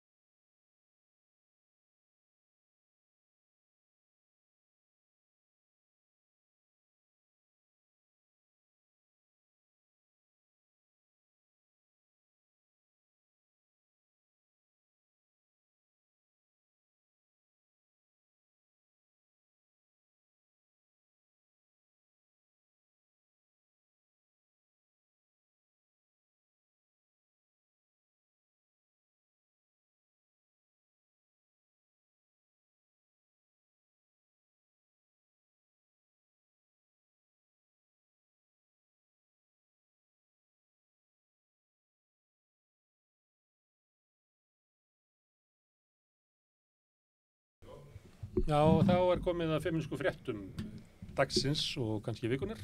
María Pétursdóttir, velkomin. Já, takk fyrir það. Hvað er helst að frétta? Heyrðu, það er ýmislegt að frétta. Það var jafnréttisþing í dag. Já, eins og þið komið aðeins inn á það henni í fréttunum áðan. Já, það var svolítið læti. Sólveig Önnu var boðið í ár og hún byrjaði nú einmitt sína tölu á því að tala að hún þakka fyrir boðið. Hún teldi að sér hefði verið slaufað. Já. Fyrir ýmsa glæpi, orðað hún, og Þá reis fólk upp í selum eða... Já, þá Það var 4 konur ef ég skilu fréttir þessu rétt. Já, sem að voru með stóran fána, sem sagt, þær í rauninni veifuðu þarna framan í hana, að þær stýrðu leiknum og hún fengi rauðarspjaldið. Og svo gengu þar að dyr. Þannig að Og hvað er með þetta? Er þetta ekki bara allir lagi? Þetta er ekki svona mótmæli, þetta er svona... Þetta er bara svona statement eitthvað. Já, statement svona. Já. Þetta er ekki hreyfing sem upplifur það? Nei, ég held ekki sko. En ég held samt, þetta er samt væntanlega, Sólveig Anna ávarpar þennan hóp í rauninni á Facebook eftir þingið, eftir að hún er búin að tala. Og hún, sem sagt, kallar þau skrifstofu bakniði. Þetta eru leifar af kosningabaráttunni í Eflingu. Ég held það líka. Og líklega mun þetta fylgja Sólveig Önnu svo langt sem augað eigir einhvern veginn. Þetta hættir ekki. Það kom inn á ASÍ-þingið og leisti það raunlega upp. Það sem var atviki sem að leisti það þingu upp var tillaga frá þessum hópi að vísa Eflingafélögunum út. Ég veit það. Og það er ég held að það er svolítið sorglegt að því hún talar það einmitt bara baráttutæki aðalmálið í baráttunni sé samstaða og þarna er svona einhver pínlill klofningur frá þeirri samstöðu, kvennasamstöðu sem hún er náttúrulega að tala en þetta er samt einhvern veginn svo persónulegt að þetta er eiginlega bara... Það er ekki hægt að gera kröfum að allir séu saman. Það er ekki hægt að gera kröfum að allir séu 100% saman og það verður aldrei þannig. Helgi Hósi er svona mótmælti einn. Já, einmitt. Sínum árið. Þú þarft ekki að vera hreyfing til að mótmæla. Nei, þannig að ég held að hún hafi Lestu ræðun hennar? Já, ég las ræðun hennar og hún var bara ansi góð og hún Fannst þetta að vera svona feminismi af gólfinu úr ástöðunum? Já, algjörlega, eins og bara Sólveigar er von og vísa Og þarf að heyrast inn á þessu þingi, það var nú gagnrýnt fyrir að vera svona millistétta feminismi. Já, ég meina hún talar bara á Íslandi ríkir bara kerfisbundin andúð á hvern vinnuaflinu og það er bara auðvitað þannig og og gott dæmi það er bara jafnréttisþingið í fyrra þegar það glemdist að bjóða þeim. Þannig að Það er ekki fyrra, það var eitthvað COVID og svona. Já, það síðast, ég man ekki hvernig það var 2016 eða eitthvað. Eða 2019. Eða 19, já, það var... Já, en ég kann ekki gíska á það, kannski 20. Nefnitt. Þannig að, já. Ok, hvað var meira? Heyrðu, en bíða börn eftir því að komast á leikskóla og það finnst mér náttúrulega bara alveg gríðarlega feminsk frétt og það voru held í allavega 2 fréttir svipað þetta mál í rauninni. Það eru 618 börn, 12 mánuð og eldri sem að bíða eftir að fá leikskólaplás. Og það getur flottu börn? Nei, ég er að tala bara íslensk börn og 187 plás eru ónýtt á leikskólum borgarna vegna manneklu. Þetta er eitthvað svona aðeins mismunandi vinklar. Svo lokaði skóla einu sinni viku út af leiknum. Já, en það er engin, ég er rosalega forvitin að vita og ég vil bara skora á borgina kannski að kanna það líka eða yfirvöld að kanna það hverjir eru að passa þessu börn á meðan, hverjir eru heima með börnin. Svo áttu við að það séu konur? Ég gerir fastlega ráð fyrir því að í flestum tilfellum séu það mæður eða ömmur. Þannig að og það væri bara rosalega fróðlegt að fá þær tölur með að því, bara hver er að passa börnin? Að því einhver er að passa þau, einhver er ekki að ná að gera það sem hann ætlaði að gera annað í lífinu. Þannig að Og þetta er ekki eitthvað inn að lagast þegar það er svo mikil athygli á Reykjavíkurborg. Já. Ég býst við að ástættir sé ekkert mikið betra en þar. Nei, það ég var að skoða á Facebook myndir af ævintýraborg við Eggertsgötu. Það er bara lítur út þessu byggingasvæði og vonandi er eitthvað skárað þarna inni. En það voru talað það í vor að það væri að vera að sína eldhúsið og eitthvað fleira sem að var bara einn vaskur á einu vegnum og það var ekki neitt. og þetta er ævintýraborgin við Eggertsgötu, ég veit ekki hvernig það er út í Nauthólsvík, hún er ekki komið með starfslöf ennþá. Þannig að þetta er allt í einhverju hakki og svo er líka og það ég sé að byrja að tala byggingar og svona þegar þú vildi tala konundar sem er að passa börnin heima. Já, það kemur líka inn í þetta, þú veist, öll myglan í bara skólum og annað sem maður ekki verið að viðhalda heldur, þú veist, það er alltaf komið upp núna líka. Hver skólina fætur öðrum þarf að einhvern veginn að ég talaði við leikskólafólk og mér man ekki hver það var sem að sagði að þegar er verið að benda á að það þurfa að laga eitthvað að þá er viðbröðinu sko eins og það sé bara eitthvað nöldur og pex og bögg það er bara ekki hlustað á raddi frá leikskólanum að þurfa að laga húsnæð. Nei.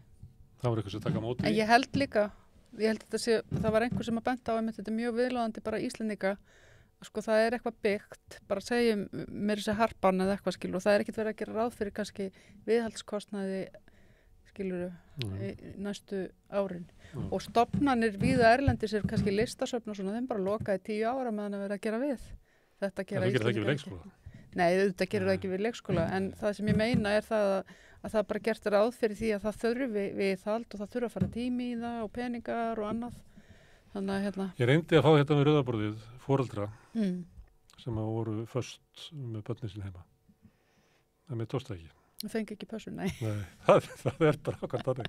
Ef það fengi pössu, þá voru þið líka bara útgerð. Ég veit. Þannig að það var eiginlega, ég eiginlega gast upp þegar ég var bara að samfættu 20. Já.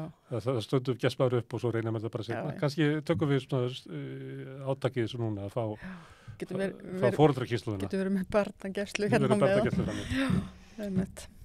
Heyrðu, svo náttúrulega onni þetta líka 13% flóttabarna er ekki komin í grunnskóla, þú veist, þetta er bara, það er einhvern veginn... Grunnkerfin eru svolítið að... Þetta er aðeins á það, tengstu við flóttamennina, að gengur illa upp að kenna flóttafólkinu um þetta.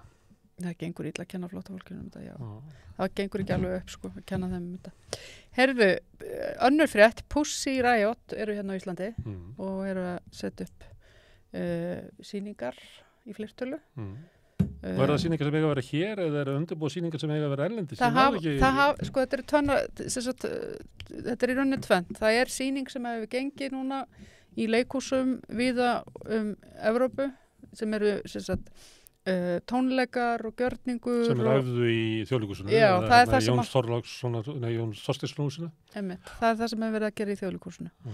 Og svo er Kling og Bang að fá þar líka og það eru að setja upp sýningu, svona yfirleitt sýningu bara á öllum sínu verkum í fyrsta skipti. Í Marselhúsinu. Fyrsta skipti í Marselhúsinu.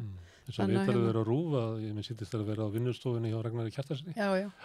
Það er náttúrulega kannski, held ég að Ragnar sem að fær örugglega mössu hérna hingað sko. Það var Maríu Alechínu, það var viðtal við hana líka, hún er að gagnrýna Vesturlönd fyrir að grípa ekki inn í fyrr með Rússa og með Putin sko í rauninni. Og sögðu sko að fyrir 2014 þá var þetta alltaf á leiðinni. Já, þær byrja sko hvað 2011. Mér finnst alltaf gaman að benda það að Sjálfstæðisflokkurinn var í svona flokkspólitísku bandalagi í Evrópuráðinu með flokki Putin til 2014. Já, akkurat. Það þótti bara í lagi. Það þótti bara mjög eðlilegt, einmitt. Já, en það er náttúrulega, það er byrjað 2011 sko, eru búin að vera að síðan sko millir sem að einhverja þeirra, þær eru 11 konur sem að hafa svona verið viðlóðandi Pussy Riot og komið og farið sko. Sástu myndbandið þess að maður setja í ganga okkur músík og fara að dansa og syngja og svo eru lögreglumenn sem að berja þær með kilvu. Já, þetta er myndband frá vetraolimpíuleikunum í Rússlandi.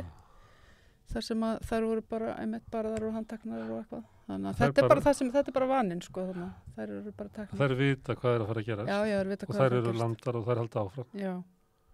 Ótrúlega hugaðar konur. Ótrúlega hugaðar konur og búin að sitja mislengi í fangelsi. Ég held að ætla hún hafi ekki sittið lengst hún Marsha.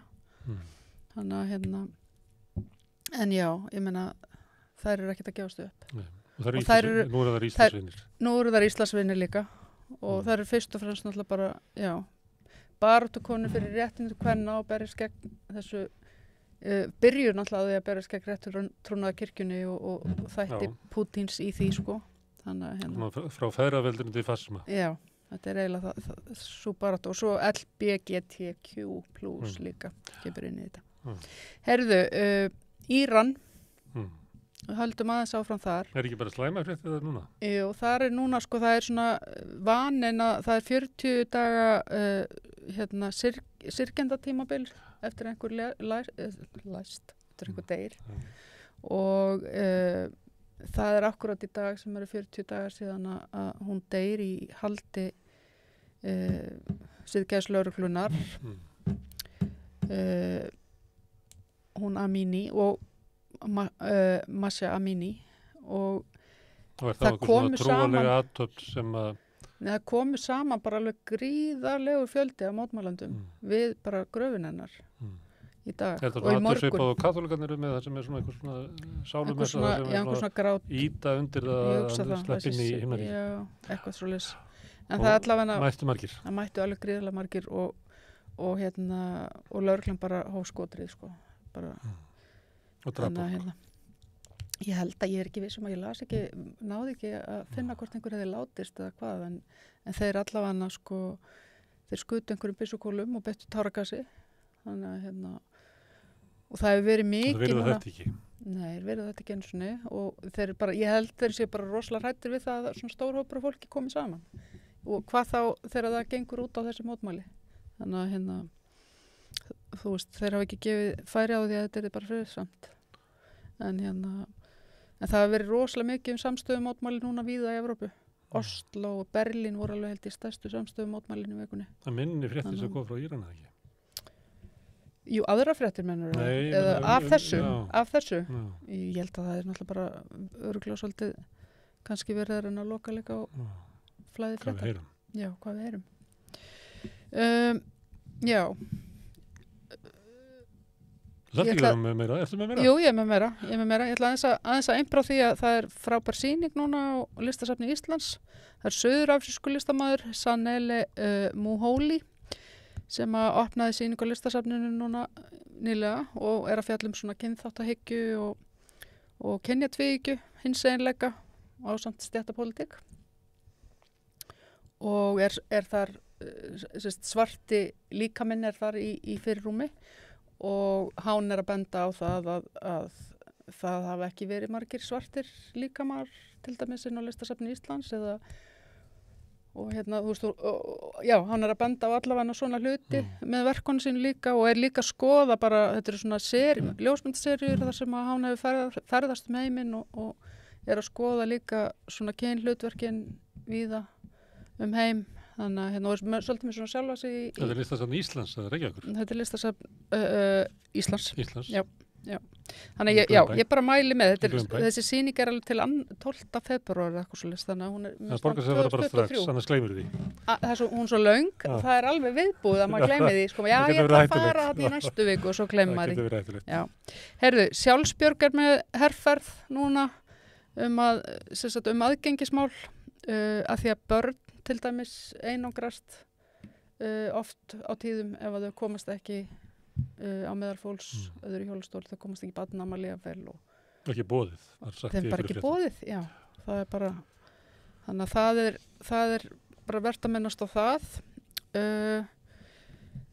nú batahús fyrir konur var opnað, það hefur verið ekki batahús fyrir karla í 2 ár það verður að loka dyngjunni það var að loka dyngjunu og opna batahús þannig að þetta er svona svolítið klippið af hér og aðeins bækið þetta er eins og fjallið og stígur og skrifa upp og rennur niður en þetta er allavega eitthvað sem að verður vantilega til bóta dyngjan er náttúrulega fyrir alkoholista eða ekki já það var og batahús er fyrir fanga fyrir fanga þetta er svona fyrir fólk að hjálpa fólki að verða sérstaklega fyrir konur eða? Já, þetta er sérstaklega fyrir konur. Það hefur verið ekki batahús fyrir karla eins og segði 2 ár og en ekkert fyrir konur en núna verið að bæta úr því. Og fæðingarheimilið var endurvakið og Reykjavíkurborg sleppti tökin á nafninu. Ég man ekki hvernig það er lokuðu. Sko. Hver rekur þetta? Þetta eru nokkra konur sem eru að opna þetta og þær eru að fókusera svolítið á meðgöngu erlendra kvenna og ætla að Þetta er ekki eins og fæðingarheimili var? Þetta er ekki eins og fæðingarheimili var, þetta er ekki þannig að konur geti fætt þar í rauninni held ég. Og verið á deild þar sem að konur stjórna en ekki læknir. Já, það eru aðalega að fylgja þjónustun og það hefur sýnt sig í könnunum að konur af erlendum uppruna, það eru mikið fleiri inngrip í fæðingum hér á landi og mér finnst þetta alveg gríðarlega athyglisvert og líka kannski, í ljósi allra þessa umræðu rasisma og flóttamenn og allt þetta. Þannig að læknirinn á auðveldra með að taka ákvörðun eitthvað svona ef það er innflytjandi kona. Já, nei, það er ekki málið. Heldur? Málið er það að þeim er ekki fylgt nægilega vel eftir og fræðslan er ekki nægilega mikil á meðgöngunni. Þannig að það gripi og sent inn í. Það gripi og sent inn í sem enda með því að í fæðingunni þá neyðast þeir til þess að vera með einhver svona inngrip. Þetta finnst mér mjög athyglisvert. Þannig að þetta er bara frábært að þetta sé fæðingarheimili sko þetta. Já, það sé vera fókusera á þetta allavega. Já, og þú ert að tala það er húsið þarna í Eiríksgötu. Já, nei, það er ekki húsið við Eiríksgötu. Það er náttúrulega eitthvað allt annað komið þangað. Hvort það er einhver öglegnarar og skrifstofur og svoleiðis. Nei, en það er nafnið sem að þær eru í rauninni að fá. Þannig að hérna. Ég er að reyna að skilja sko. Já. Ég spyr. Einmitt. Herðu, það er búinn eða ekki? Jú. Herðu, við hittumst aftur næstu viku með femínískar fréttir. En núna ætlum við að halda áfram með framhaldssögu Rauða borðsins sem er Geirfinns og Guðmundar mál. Snorri Páll kemur hérna eftir augnablik.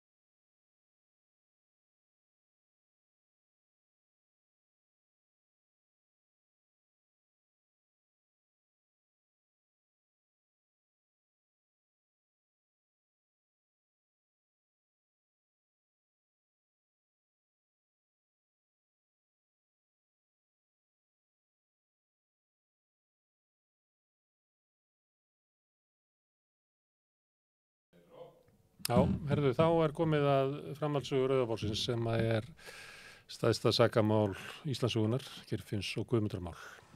Og hingað kominn Snorri Páll, Jónsson Úlfhildarsson. Jú. Já, blessar, velkominn. Takk fyrir. Ég tek eftir því að þú ert svolítið yngri heldur en fólki sem hefur komið hingað. Jú. Það er fólk sem er eiginlega svona sömu kynslóð og hvað við að kalla það, sakborningar.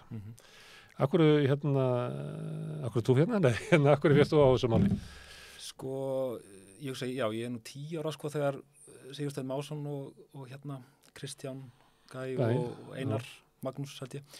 Þegar myndin þeirra er sérst sýnd þarna á RÚV, þannig ég hugsa að ég hafi nú örugglega ekki séð hana þá, en svo var ég að skoða þetta, hún er endur sýnd þarna 2000 á svipuðum tíma og það er að koma út skýrsla sem Lára Vaff Júlíusdóttir gerði tildrög þessa leirfinnur er búin til, sérst leirhausinn, það sem er meðal annars verið að skoða upplýsingar sem koma fram í myndin hans Sigursteins, sem var nú hérna hjá öðrum daginn, þar sem að teiknari, Magnús Gíslason segist hafa teiknað myndir af manni sem lögreglan átti að vera að leita, manni sem átti að vera í hafnabúðinni kvöldi sem að Geirfinnur hvarf og hann segir bókstaflega að hann hafi fengið ef hann er með sýnd mynd af Magnúsi Leópoldsinni og hann Þeirra teiknað hann. Hann segist að hafa teiknað þennan mann eftir ljósmyndin. Allavega, þannig að þessum svipuðum tíma og þessi skýrsla er að koma út, að þá er myndin sýnd aftur á RÚV og þá er ég 13 ára. Og ég og bara margir aðrir svona af minni kynslóð hafi séð myndina þarna. Og þó að eflaust hafi ekkert okkar geta tekið inn allar þessar upplýsingar eða endilega skilin nákvæmlega út af hvað máli gekk, þá fekk maður bara þessa óþæginda tilfinningu og fekk strax þessa svona sannfæringu að þarna hefði verið framið, það sem Davíð Oddsson kallaði síðan á svipuðum tíma réttarmorð og margfald réttarmorð og í rauninni kannski, eða dómsmorð, ég átti mikið nákvæmlega á því hvað það orð sko, nákvæmlega hvað það þýðir sko, en ég hugsa að sé jafnvel sko svona þetta sé svona sakleis, eða sko þetta það verður að dæma sakleisett fólk. Já, og ég hefði getað tekið harðall orða sko, en þannig allavega maður fær þessa tilfinningu, þessa svona óþæginda tilfinningu. Svo kannski bara í stuttum máli, þá náttúrulega spjallaði ég oft við Sævar Ciesielski þegar hann var mikið í miðborg Reykjavíkur og frá síðari árum hans og hann talaði náttúrulega mikið um þetta mál og eitt skiptið ég að tala við hann og hann fyrir að tala um Karl Schütz, þýska lögreglumannin sem var fenginn til að koma hérna og svona leysa málið þegar það var komið allt í klípu, eða það var svo sem í klípu frá upphafi, en þegar það er búið að sleppa fjórmenningunum. Það var það eiginlega bara í steik og hann fengið til þess að hræra þessu einhvern veginn saman og búa til ómögulegt úr þessu. Algjörlega. Og hann fyrir að tala þarna um Schütz og segja mig frá því hvernig var að vera með þennan þýska reynda rannsóknarlögreglumann sem var þekktur fyrir að hafa meðal annars tekið þátt í því að elda upp í Baader-Meinhof, fyrstu kynslóð Baader-Meinhof hreyfingarinnar og verið viðriðin svona helstu stóru málin í Vestur-Þýskalandi sem verðu öryggi ríkisins og svona mál á því kaliberi. Það er náttúrulega risastór mál, hann eru hryðjuverkinu Ólympíuleikana 72. Já. Það er bara tilfinning í Þýskalandi að ríkið, þessi árás á ríkið, það er og það gripi til ótrúlega aðgerða, þannig að þetta er ekki venjuleg svona spæralögga sem er að koma hingað. Nei, þetta er svona ríkislögreglan. Já, og eins og kemur fram í myndina Sigursteins og það hefur ekkit nýtt komið fram í rauninni síðan þá er þarna örfá mál sem hann er þekktur fyrir og það er þarna Baader-Meinhof eða rauðu herdeildinar og það er frægt njósnamál sem verður til þess að Willy Brandt kanslari þarf að segja af sér og svo er það mál þar sem að þýska lögreglan tekur yfir höfuðstöðvar Spiegel, tímaritins Spiegel. Spiegel hefði birt þarna einhverjar upplýsingar sem gáðu til kynna að það væri einhverjar gloppur í öryggi ríkisins og lögreglan kemur inn og Schütz er meðal annars þekktur fyrir það var tekið þátt í að bara ritstýra eða ritskoða Spiegel hann í nokkra vikur í kjölfari. Og svo er hann reynda þekktur fyrir mál sem hann skrifaði bókum sem kom út í íslensku, á íslensku. Sagamál 1081 held ég að heiti, sem er eitthvað svona morðmál sem að og er meiri svona kannski einhver svona glæpasaga. Hvernig var þetta þýtt? Glæpasaga. Þetta er þýtt á íslensku. Það er Íslandsvinur. Hann er orðinn Íslandsvinur og þetta hún kemur út ef ég mann rétt. Nú bara er ég ekki með alla dagsningar á hreinu eins og margirlari. Hún kemur út held í áður en máli fer fyrir sakadóm í loka árs 1977 í það minnsta áður en það fer fyrir Hæstarétt 1980 og hann skrifar sérstök inngangsorð Schütz fyrir íslensku útgáfuna þar sem hann meðal annars staðhæfir áður en að málið er tekið fyrir dóm að sakborningar í Guðmundar- og Geirfinnsmáli hafi framið morð og hafi berið meðal annars ábyrgð á dauða Geirfinns Einarssonar. En allavega Sævar fyrir að tala um þetta við mig og ég er hérna kannski, þetta er 2009, 10 eitthvað sliðis, ég er hérna eitthvað rétt komin við 20 og ég er greinilega hlusta af það mikil athygli að hann spyr hvort ég vil ekki taka viðtal við sig sem ég náttúrulega gat ekki gert á þessum tíma og hafði ekki upplýsingar, hafði ekki þekkingu á málinu til að taka við hann viðtal. Svo fellur hann frá 2011 og það fer á stað þetta ferli þar sem Ögmundur Jónasson, innanríkisráðherra, setur á stað starfshóp sem á að rannsaka meðferð á sakborningum og rannsaka í rauninni, gera einhvers konar rannsókn á rannsókninni og athuga hvort að það sé ástæði til þess að taka málinu upp aftur. Og þá skrifa ég hérna einhverja stuttagrein eða ætla mér að skrifa stuttagrein fyrir Greipvæn tímariti, það er ekki við Greipvæn og þá fyrir Sævar hvað segirðu? Fyrir Sævar, fæstur úr skuldónum að kannski að vissu leyti sko, en ég hafði náttúrulega alltaf haft áhuga á málinu og jú, vissulega, þá var hann einhvers staðar á öxlinni og sagði, skrifaði nú allavega um þetta núna og Greipvæn er náttúrulega tímarit sem er á ensku og þetta mál hefur ekkit endilega fengið sérstaklega miklu athygli erlendis fyrir á allra síðustu ára. Þannig ég hugsaði að ég skoðaði þessa skýrslu starfshópsins og skrifa eina grein og þá gerðist náttúrulega það sem að gerist í tilfelli flestra sem fara að skoða þetta mál. Þú sogaðist inn. Já, í það minnst þeirra sem að hafa þessa svona óþæginda tilfinningu sem að ég held að ég og margir aðrir á minni kynslu hafi fengið þarna í kringum árið 2000 og ég hugsa að maður fara ekkert að skoða þetta mál nema maður hafi þessa tilfinningu. Ég hugsa það sem ég ólíklegt að einhver svona vel skólaður ungur sjálfstæðismaður mjög ólíklegt að fara að skoða þetta mál. Hver er þessi tilfinning? Er þetta tilfinning að það sé ekki svona bara villu skefið, heldur sé bara einhver svona svik í gangi sem haldið okkur, einhver leiktjöldum og bakvið einhver allt annar raunveruleiki? Já, í það minnsta svona tilfinning fyrir því. Lögmæti kerfisins fellur. Algjörlega. Og svona tilfinning fyrir því að kerfinu leyfist að koma fram á ákveðin hátt við ákveðið fólk sem að sem að í þessu máli birtist auðvitað sem ofboðslega rosalegt ofbeldi sem fer fram í gagnvart sakborningunum og þó maður hafi ekki allar upplýsingarnar og þó maður hafi ekki skoðað öll málskjölin og ekki lesið allar bækur sem hafa komið út á heima bara þessa tilfinningu strax og það held ég það sem að drífu fólk áfram. Þó að Sigursteinn Másson hafi reyndar sagt í þessu viðtali að hann hafi svona, ef ég skildi það rétt, komið svolítið svona blanko að þessu og hálfpartinn upplifað sér til neittan af Sævari til þess að skoða málið. Já, Sævar tróð upp á hann þessum skjölum og hann settist niður og byrjaði að lesa svona bara til þess að geta sagt honum að væri ekkert í þessu. Algjörlega. En þá gerðist þetta sama og þú ert að lýsa, hann bara sogaðist inn.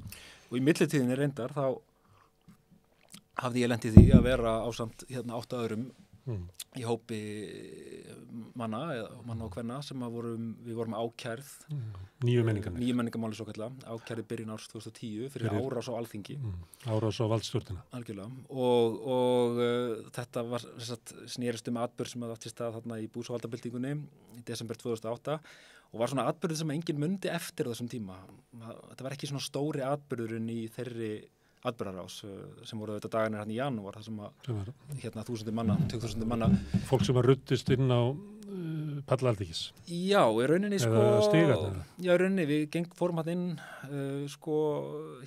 gestamegin inn á Alþingi og ætluðum upp á pallana, ég einn og kannski ein manneskja viðbót komist þarna upp og ætlunum var nú að lesa um einhverja yfirlýsingu en það tókst ekki og endanum var hópnum haldið þarna í svona einhverju sardínu boxi í stigaganginum og flestir svona glemdu þessu fljótlega eftir, það voru nokkrir handteknir og þetta var 30 manna hópur sem fór hann inn dítelinni skipta kannski ekki öllu máli en síðan gerist það þarna 1,5 ári setna að við erum ákærð fyrir það er þunga ákæra, sakir ákærð fyrir sökuðum brot sem að einungis einu sinni áður hafi verið ákært fyrir í Íslandssögunni eftir NATO-óreiðnar 49 og þá hefðu þeir sem dæmdi voru því máli, hefðu meðalans mist borgarlegri réttindi í nokkur ár og ýmislegt fleira. Þannig að við gátum auðvitað ekkert vitað um það var ekkert löng saga af dómafordæmum í þessu máli og kerfið þoldi reis upp á afturfætuna þegar við svöruðum og það voru leiðarar í blöðunum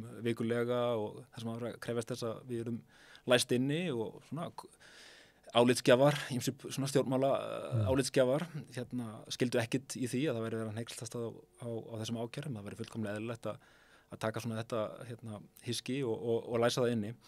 Þannig ég hafði svona, þegar ég skrifaði þessa grein 2013 skýrslu starfsfólksins. Það var hitt skrýmslið persónulega. Já, hafði svona tilfinningu fyrir því að vera, þó að ég ætli alls ekki að líka þessum málum saman og það sé engin ástæða til þess að gera það, að þá hafði ég auðvitað tilfinningu fyrir því hvernig það er að vera ákærður eitthvað sem að maður er ekki veit inn í sér að maður er ekki segur en vegna þess að í þessu tiltekna nýju menningamáli þá var það þannig að þessi atburður sem átti að vera einhvers konar árás á valdstjórnina var auðvitað bara voðalega vandræðilegur fundur í stigaganginum og Það er bara venjuleg mótmælaaðgerð.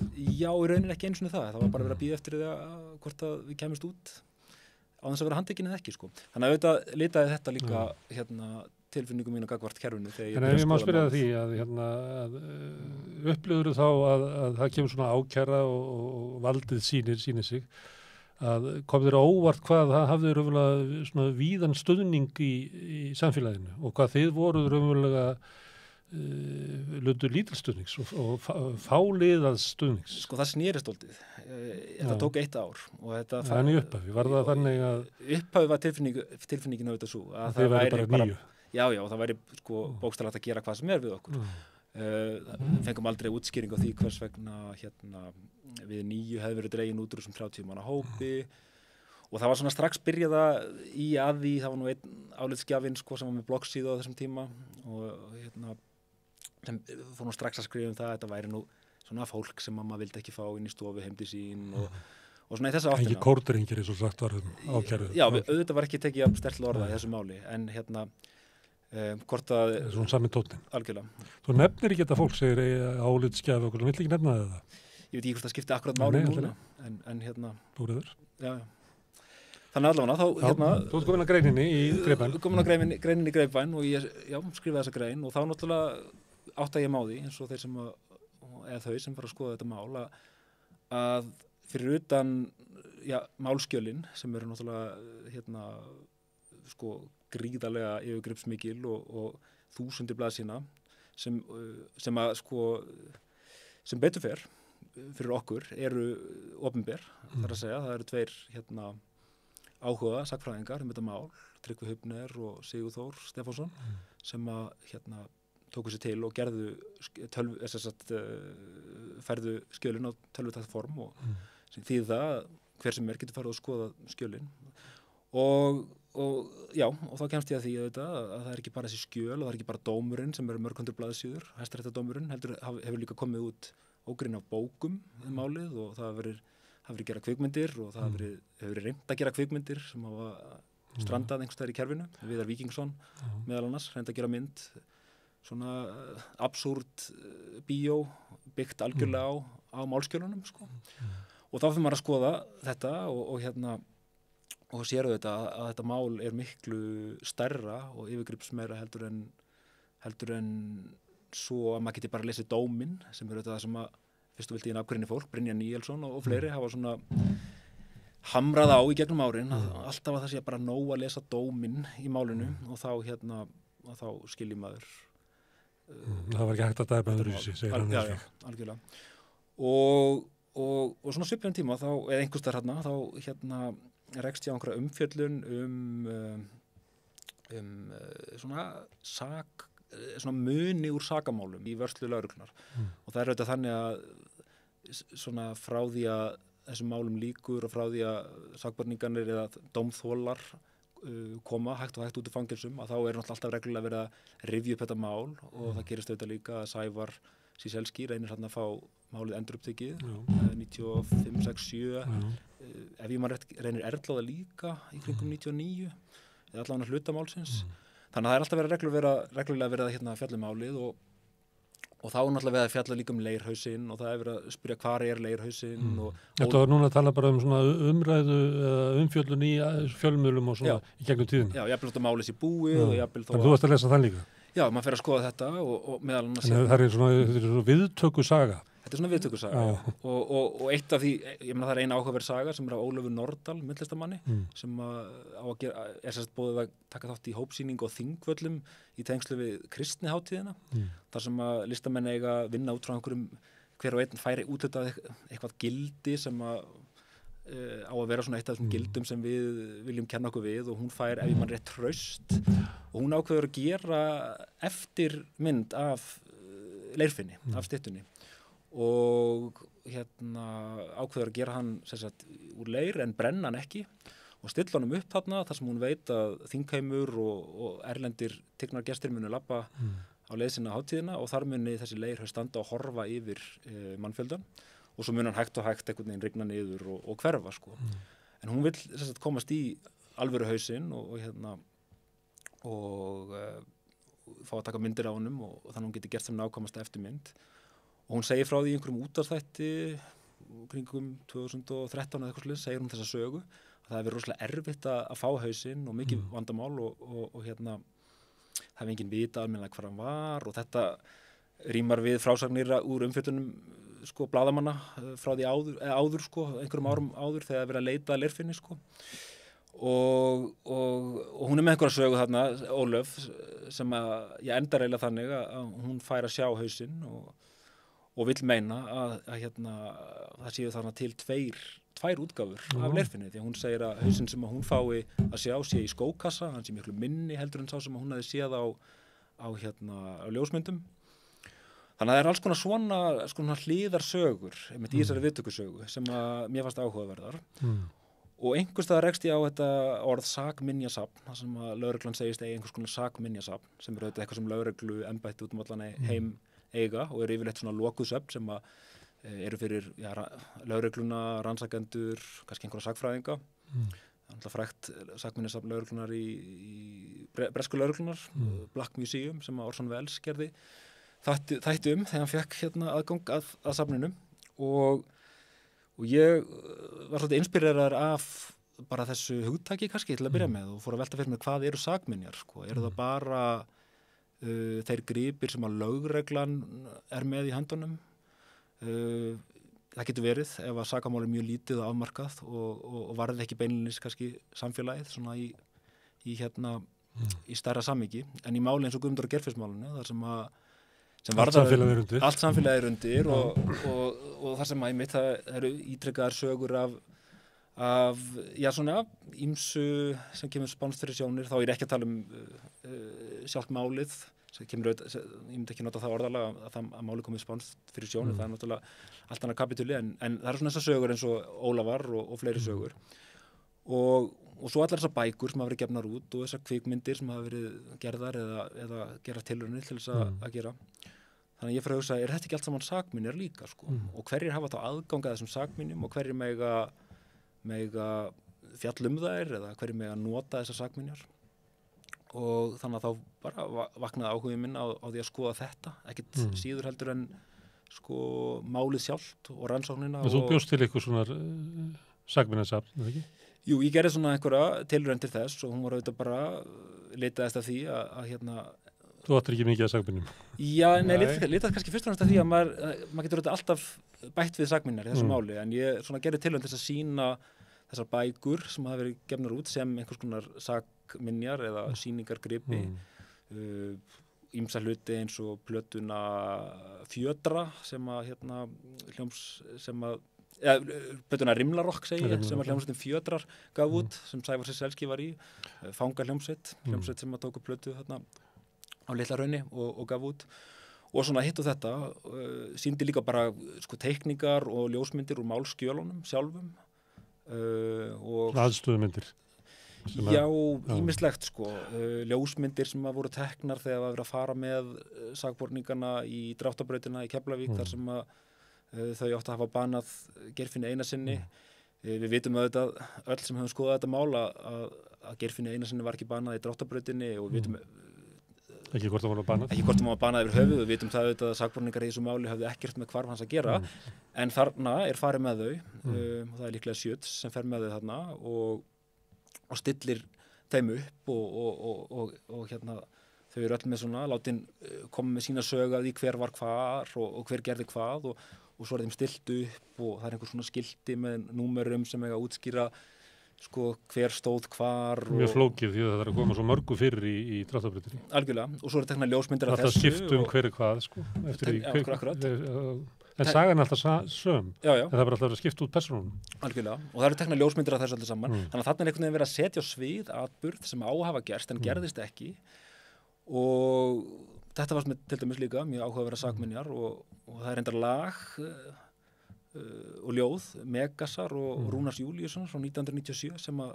svona tekur aðeins á þessu það sem að Megas og Rúnar Júlíusson stilla upp hann einhverju svona vitni í Dráttarbrautinni í Keflavík, kvöldið sem að ekkert gerðist og þetta vitni svona veltiði fyrir sér fram og tilbaka hvað gerðist og gerðist ekki í Dráttarbrautinni og þar er, ef ég má bara lesa það hérna upp á blaði svo ég hefði það örugglega rétt með það, að það er meðal annars þessi lína sem að mér fannst mjög svona inspírerandi sko kannski sem einhvers konar nálgun á þetta mál, eða allavega svo nálgun sem ég hef aðfylgst, að þeir segja hérna, settu öll þessi brot saman ef viltu finna það sem engum reynist þó holdt né hamingju drjúgt að sinna, en sjáuru hvert stefnir hvar, þarftu síður að kvíða. Við vorum öll þarna hvert og eitt, þetta kvöld á dráttarbrautinni, hvað sem það átti að þýða. Þetta svona með að sko setja saman þessi brot og komast þá að einhverju mynd sem engum reynist þó holdt né hamingju drjúgt að sinna. Já, það er þetta sem að svona vissan hátt kannski litar mína nálgun á málið. Og það má alveg fara sko aftur til rannsóknarinnar til þess að sjá svipaða nálgun þó í allt öðrum tilgangi, að þegar sem sagt lögreglan þykist vera búin að rannsaka málið og þykist vera búin að ná fram eða játningum og sem eiga sanna það að dómþólanir í málinu hafi verið valdir að hvarfi Guðmundur og Geirfinns, að þá er búið til blaðamannafundar í Sakadómi Reykjavíkur 2. febrúar 77 held ég. Auðvitað löngu áður en málið fer fyrir dóm og rannsóknin henni er ekkert lokið þarna, það var eftir að gera ýmislegt annað, það var eftir að laga Guðmundarmálið og ýmislegt fleira. En það er búið til fundar og það er svona stilt upp fyrir aftan lögreglumennina, öllum þessum gögnum, búið að strengja hann einhverja strengi á milli og leirhausinn stendur þarna á samt öllum málskjölunum og þar er bara svona loka útgáfunni af sögunni. Og Schultz á fundinum ekki? Hvað segirðu? Er þetta ekki fundur það sem að eftir að Schultz kemur hann á fundinum? Schultz stjórnarfundinum sko og Pétur Eggert þýðir túlkar fyrir hann.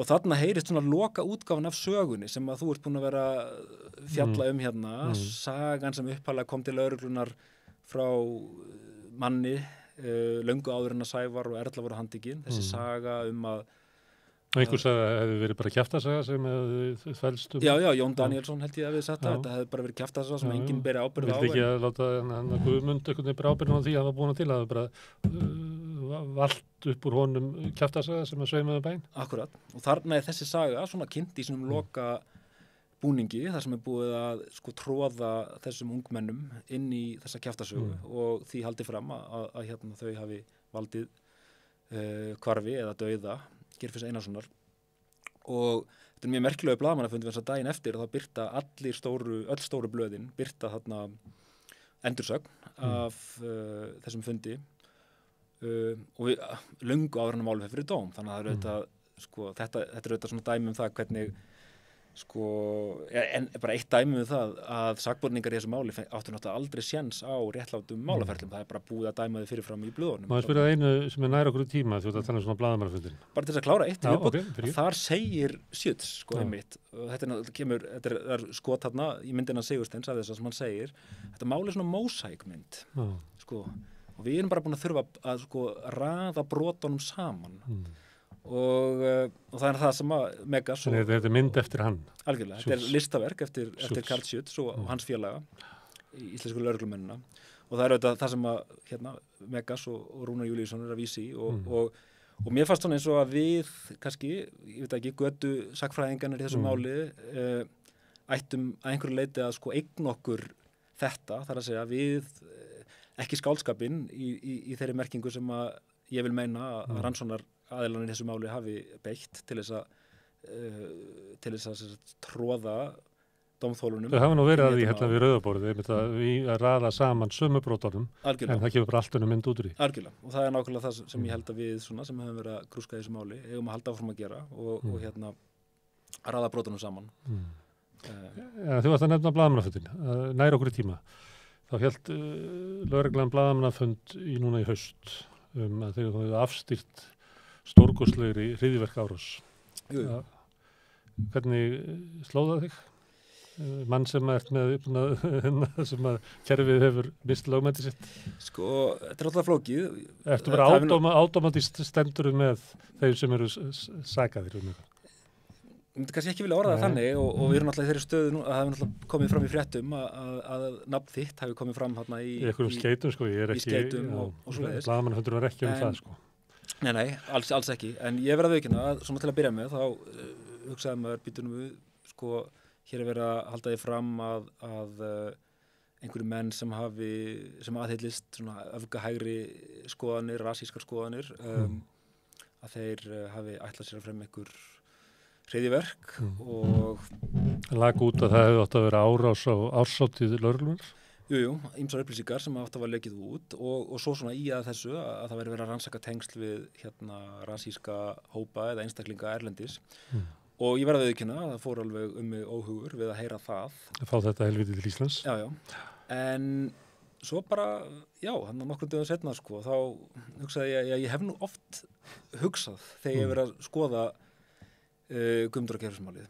Þá hef ég oft hugsað hvernig myndum við núna bregðast við sko. Þú veist, hvernig án þess aftur að fara að líka þessum málum sama þegar ég veit auðvitað ekkert þetta nýja mál sko. Nei, þetta er bara spurningum, höfum við lært eitthvað? Algjörlega, það er spurningin þetta, sko, höfum við lært eitthvað? Ég veit það ekki, ég vona allavega að við mörg okkar allavega séum tregari til að stökkva sjálfkrafa á sögu sem að lögreglan gefur okkur, enda virðist vera að þessi saga sem að lögreglan, þó það sé nú kannski hættulegt að vera að tala of mikið um þessa sögu sem að lögreglan gefur okkur af þessum 2 mönnum sem eru núna í gæsluvarðhaldi, en það virðist vera að það sé svona að einhverju leita málna undan henni og það berast fréttir að því að það er að kalla geðlækni til þess að athuga hvort að það er einhver alvara í þessum hótunum þeirra eða þeirra þessu tali það var nú dreigð tilbaka og svo er að dreigð tilbaka akkurat sko, þannig að ég ég er ekki að byrja að dæma í þessu máli þú við hvorugur vitum neitt það sko. Algjörlega, en það, ég menna það er auðvitað mín reynsla líka að því hafa verið sakborningur í þessu nýju menningamáli að það stukku margir til sko auðvitað alls konar álitsgjafar en líka það var hann einhver laganemi sem að sá ástæði mjög fljótlega til þess að skrifa grein í Morgunblaðið þar sem hún hélt í fullum fettum fram að það væri augljóst að dómstólar myndu dæma okkur sek í þessu nýju menningamáli og það voru margir. Og það er mikilvægt að það er gert. Það er mikilvægt en það væri líka bara augljóst að það er ekki deilt sko. Þannig að sem að náttúrulega varð ekki raunin var svo að það fjall einhverjur örfáir litli dómar fyrir brot gegn valdstjórninni, þar að segja svona óhlýðni við lögreglu og svona afskipti af störfum lögreglunar en stóru ákærunar, þeim voru öllum bara að vísa frá og svona. Ég var til á 8. Ég var svona að komast til Uts og Ára. Þetta er nú ekki svona, það var ekki svona viðfang svona þegar maður er að koma út reskunni. Þá var þetta eiginlega, ég var aðeins og seinn til þess að þetta hefði sömu áhrif á mig og sömu sem ég hef verið að tala við.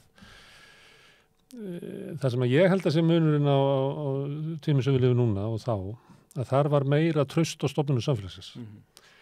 En það hrundi sko við hrunið og það er ekki að útskýra það fyrir því. En munurinn held ég að sé það mikill að svo samstaða eða hvað við tala hlýðni þjóðarinnar við að taka sögunni eins og yfirvöld setja það fram held ég að sé ólíklegra að verði í dag. Já. En það er ekki að því að við þroskuðust eitthvað, það er bara því að sko, stjórnvöld mistu lögmælti sitt við hrunið. Já. Og ég held að endurtakan í þessu máli og svona, ég held að hrunið skipti máli í því. Já. Ég held að það hefði ekki, komið endurtakan. Ég get næstu í fullir þetta, sko. Og þarfur utan þá held ég að kveikin að þessu hafi verið, sko, vinstri sinn í dómsmálandinu sem að kveikti eitthvað, sett eitthvað í gang sem að leiddi til þessa. Þetta stutta tímabila sem er vinstri maður í dómsmálandinu. En það er auðvitað, eins og hefur verið rætt við rauðaborðið síðustu vikurnar að það er auðvitað enga síður þó að það við farið fram svo kölluð endurupptöka í þessu máli að þá auðvitað komust dómstólar hjá því að skoða málið og komust hjá því að í rauninni rannsaka rannsóknina. Það var auðvitað framkvæmdur rannsókn, ég meina bæði þessi hópur starfshópur Ögmundar og svo endurupptöku nefndin og svo saksóknarinn í málinu. Sem kemst til að því að rannsóknin gengur ekki upp. Algjörlega, og allan tíma, ég var viðstættur endurupptökuna og allan tíman eru skjala bunkarnir fyrir aftan saksóknarann þó að þau hafi aldrei, skjölin sjálf hafi aldrei verið tekin fram. Og það var auðvitað þannig að ég veit allum sem Ragnar Aðarsteinsson sem var verjandi Erlu Bolladóttur í málinu bað margfalt meiri tíma til þess að reifa málið, fekk hann einhverja 1,5 klukkustund sem hann sagði að væri alls ekki nóg til þess að fara yfir þetta mál og ég er auðvitað sammála því, ég held að eina leiðin til þess að fara yfir þetta mál sé að gera af því einhvers konar kort í hlutvöldunum 1-1, þar að segja, það þarf að skoða hvert einasta horn í þessu máli. Við þurfum að sjá öll mósaíkstykkin. Já, við þurfum að sjá þau öll og við getum hugsað mósaík sem einhvers konar pixla, sko, að við þurfum að standa frammi fyrir bara hverjum einasta pixlramma, sko, eða hver einasta púsli til þess að skoða þetta mál.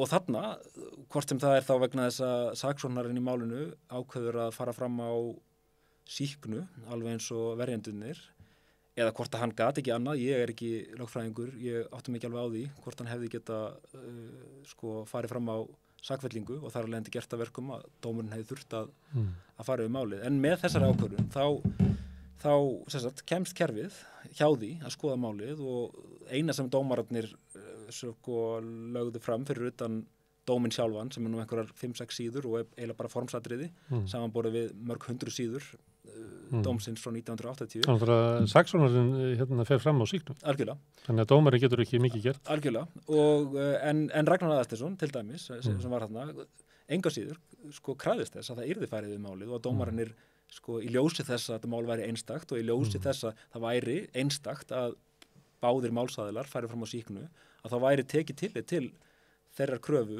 verjendana að það yrði farið við málið almennilega og það yrði tekinn tími í það. En dómararnir, þeirra eina framlag, annað en dómurinn sjálfur, var auðvitað bara að benda lögmönnunum á að tíminn væri að vera búinn, sko.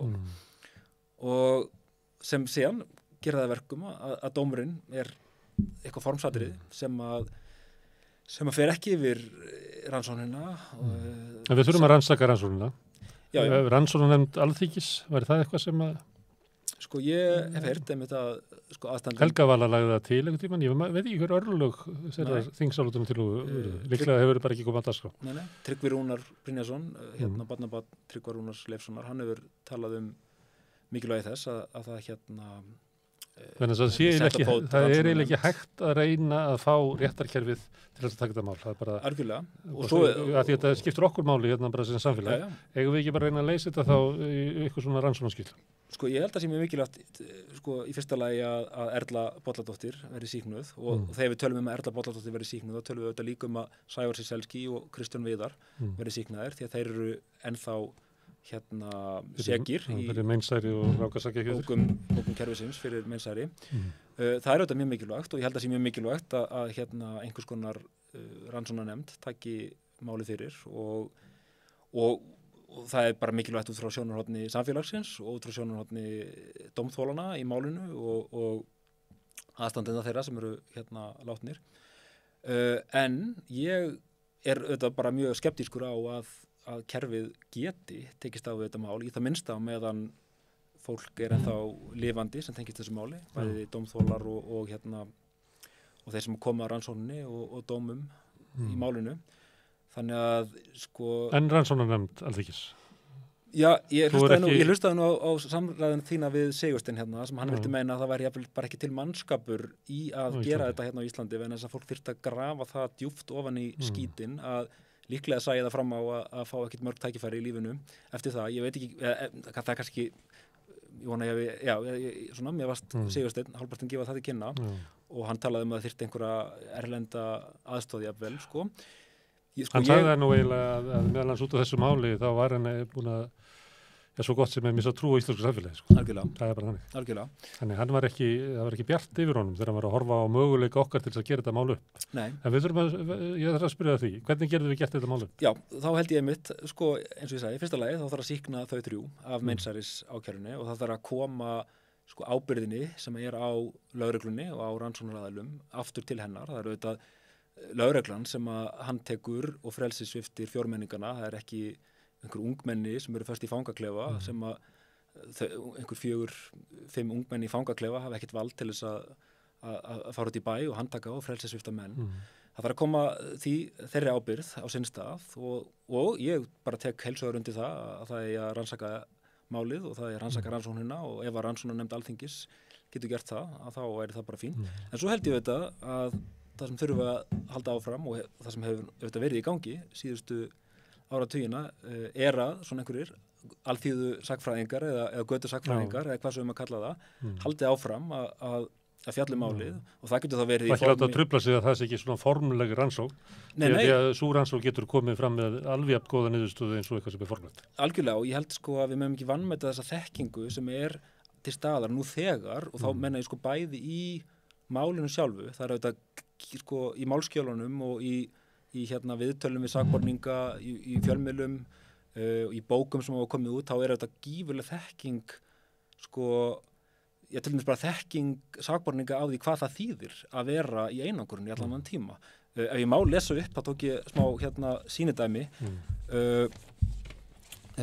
Jón Danielsson, sem nú reyndar einn af þeim fyrstu til þess að tala þetta mál sem skáldskap. Rakst á grein eftir hann frá 1997, þar sem hann talar leirburðinn í lögreglunni.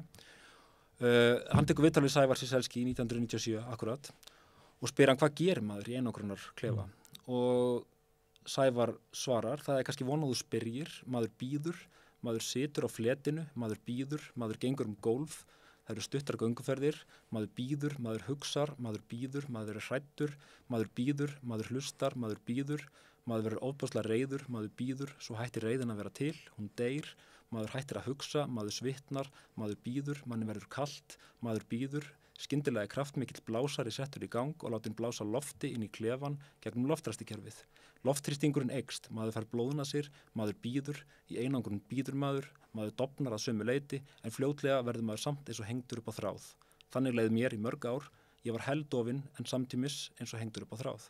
Þetta bara eitt dæmi svona þá þekkingu sem sko til staðar nú þegar á áhrifum þessa máls. Og höfum í huga, hann að lýsa einhverju sem umverulega ólýsanlegt sko. Og það gerir það vel með þessum orðum. Algjörlega. Þá vitum við að á bakvið þetta eitthvað ástand sem bara eiginlega ekki hægt að koma í orð. Algjörlega. Kristján Viðar lýsir því líka, ég ætla kannski ekki að lesa það allt upp, en hann segir á einhverju tímapunkti sko í klefanum gat maður ekki annað hugsað og þá á hann við heldur en skýslunar, næstu skýslur, hvað kemur fram í næstu skýslu, hvað á ég að segja næst, hvernig á ég að sko koma mér undan, hvernig á ég að reyna að komast í þann út. Svo segir hann, ég óks inn í veggina, þeir voru grænir, ég hætti að finna fyrir líkamannum, var bara haus. Sko þannig að ég held að, já, aftur að spurningunni, ég held að við höfum að gera þessari þekkingu sem til staðar, hátt undir höfði, og þeirri þekkingu sem til staðar í sko öllum þeim rannsóknum sem að sko amatörarnir sem hafa verið að skoða þetta mál hafa kallað fram eða skapað eða hvernig sem við tölum þekkingu. Þessi þekking miklu meiri og miklu áhugaverðari heldur en þessu þekking sem til staðar innan kerfisins og ég held að sko samhliða því að málið sé rannsakað af rannsóknarnefnd og samhliða því að málið sé tekið upp og Sævar, Erla og Kristján sýknuð af mensæris sökinni svokölluðu þá held ég að við höfum bara halda áfram að skoða málið og við höfum halda áfram að búa til nýja þekkingu þetta mál og við höfum halda áfram að Þetta er stór hluti í þjóðarminningunni Algjörlega, við höfum halda áfram að gera það upp það er nú frægt að Þú þarf það var rétt að segja að þú verður það eiginlega, með því að vera Íslendingur þá verður einhvern veginn að taka afstöð til þetta máls Já, algjörlega Með þetta ég að tala um skjölið þú ætti að lesa þau að Werner Herzog þegar hann spurður sko hvað þarf ég að því hann fyrir út með fyrirlest alltaf hvað þarf ég að gera til þess að vera góður kvikmyndagerðarmaður þá segir hann þau verður að lesa og svo nefnir hann meðal annars Snorra-Eddu en svo nefnir hann líka War Report sem rannsóknin á JFK morðinu og þú nefnir Werner Herzog ég hef bara verið alltaf fyrir hvort þú myndir mæla með því að fólk ætti að lesa sig í gegnum 26 bindin eða hvað Já, ég held það. Ég er enda sammála Erlu Bolladóttur. Hún sagði á mótmælafundinum sem var núna fyrir 2 vikum á Austurvelli að það skiptir raun ekki máli hvar maður opnaði málskjölin að það fjarstæðan einhvern veginn virtist manni allstað. Komið fram í viðtalinu við Tryggva Hýbner sem opnaði bara tilvílun. Algjörlega. Og það opnaðist fyrir orðum allt málið bara þar. Ég tók eitt skjal hérna viðbót með mér þetta er skjal frá lögreglunni, þetta er 1976 sumarið. Fjórmenningarnir eru komnir út hinir sitja ennþá inni, Sjöts er líklega á leiðinni og þá er skýrsla 2 lögreglumanna íslenska sem fór til Spánar að tala við íslenska konu sem hefði verið handtekinn þar og grunuðum hafa tekið þátt í smygli á hassi frá Norður Afríku til Spánar og þar koma, hérna, þetta bara hluti af dómskjölunum, og þar koma fram, þessari konu, segja lögreglumennin að þessi kona hafi sagt alls konar kjaftasögur af sakborningum í Guðmundar- og Geirfinnsmálinu. Þeir notuðu þetta ekki kjaftasögur, en þetta eru svona hryllingssögur einhverjar sem að ég veit að Viðar Víkingsson notaði eitthvað í þeim skotum sem hann tók upp af myndinni sem hann hafði aldrei að klára og þetta bæði svona eitthvað, svona einhver pathetic tilraun til að lýsa þeim sem einhverjum svona, í anda hugmynda Manson-gengið, það verið að tala einhver strákur hafi farið heim til Sævars og Erlu held ég og honum hafi verið boðið te og verið sagt að það væri nautablóð í teinu, hann hefði síðan drukkið teið og þá hefði þau spurt hvernig bragðast blóðið úr Guðmundi Einarssyni, alls konar svona sögur og svo meira að segja kjaftasaga sem sýnir nú hversu langt þetta fór það að Sævar Selski hafi þá held ég 13 ára verið fenginn til þess að fara á Þingvelli og kveikja í sumarbústað forsætisráðherra Bjarna Benediktssonar, konu hans og barnabarns. Þannig að svona þetta er ágætis dæmi, þú lendir inn á þessari blaðsíðu, þú opnar málskjölin einhverstaðar og lendir á þessari blaðsíðu, það áttarðu þetta strax á því hvað er í gangi þarna. Það bara síra. Algjörlega. Og hérna, þannig að talandi Werner Herzog, bara til þess að halda áfram, þá held ég mæli með því að skoða þetta. Erla Bolladóttir sagði nú einhvern veginn við mig ekki halda áfram, þetta endar aldrei vel, ekki halda áfram að skoða þetta mál, þannig að það fer aldrei vel fyrir þeim sem að skoða þetta mál. Ég veit ekki hvort að ég sé sammála því, en hérna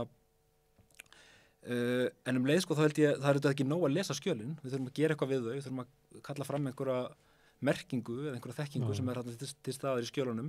Werner Herzog segir stundum ef hann er ásakaður að hérna vera ekki hlutlaus í sínum heimildamyndum, þá segir hann, hvernig á ég að vera hlutlaus, á ég að nota símaskrá Manhattan sem kvikmyndahandrit eða eitthvað svoleiðis, telja upp eintóma staðreyndir og það er þetta ekki nóg að lesa málskjölin og endilega tína til hinur á þessa staðreyndir, þá er þetta að gera eitthvað við staðreyndirnar og svona raða saman einhverju mynd og einhverju merkingu.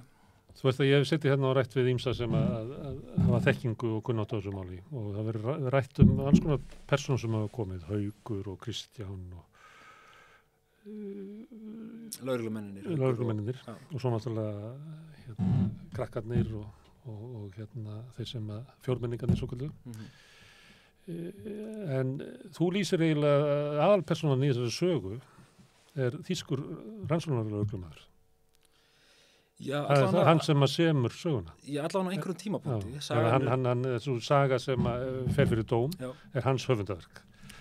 Getur þú sagt mér aðeins hvaða maður er þetta? Við fjöldum það aðeins áðan, svona hver hans saga er. Hans túlkur á Íslandi allan tíman var Pétur Eggerts sem hafði þá verið sendiráðsritari og sendiherra og varð seinna aftur sendiherra í Þýskalandi að þér virðist jafnvel sem svona einhver umbun fyrir þáttöku sína þessu máli. Ég sá að Sults fekk fálkaorðuna. Hann og fleiri embættismenn þýskir fengu fálkaorðuna. Pétur Eggerts skrifaði fjölmargar svona skáldæfisögur, mjög svona sérstakar, ekkert sérstaklega skemmtilegar sem gerast þarna í einhverju ímynduðu landi sem heitir Sagnaland og verður þetta Ísland og Reykjavík er þarna held ég hann kalli Fögruvík eitthvað svo leiðis og hann lýsir þarna í einni bókinni sem heitir Ævisaga Davíðs og fjallar svona líf einhvers svona kerfiskalls, einhver svona frekar innihaldslítið líf einhvers íslensks bírókrata Davíð sannafni og þessi Davíð er þarna búin að starfa í utanríkisþjónustunni og flytur svo til Íslands það leyti sem það eru sakamál í gangi sem varða hvarf manna og hræðileg morð og hann er auðvitað að tala um Guðmundar- og Geirfinnsmáli og hann hittir þarna einhvern embættismann út á götu sem segir, getur þú ekki notað tengslin þín og fundið einhvern erlendan, þýskan, góðan lögreglumann til þess að koma og hjálpa okkur og þá í þessari bók þessari bókans Péturs þá segir hann í kjölfari sögu sem er alveg sambærileg sögu sem hann skrifar sjálfur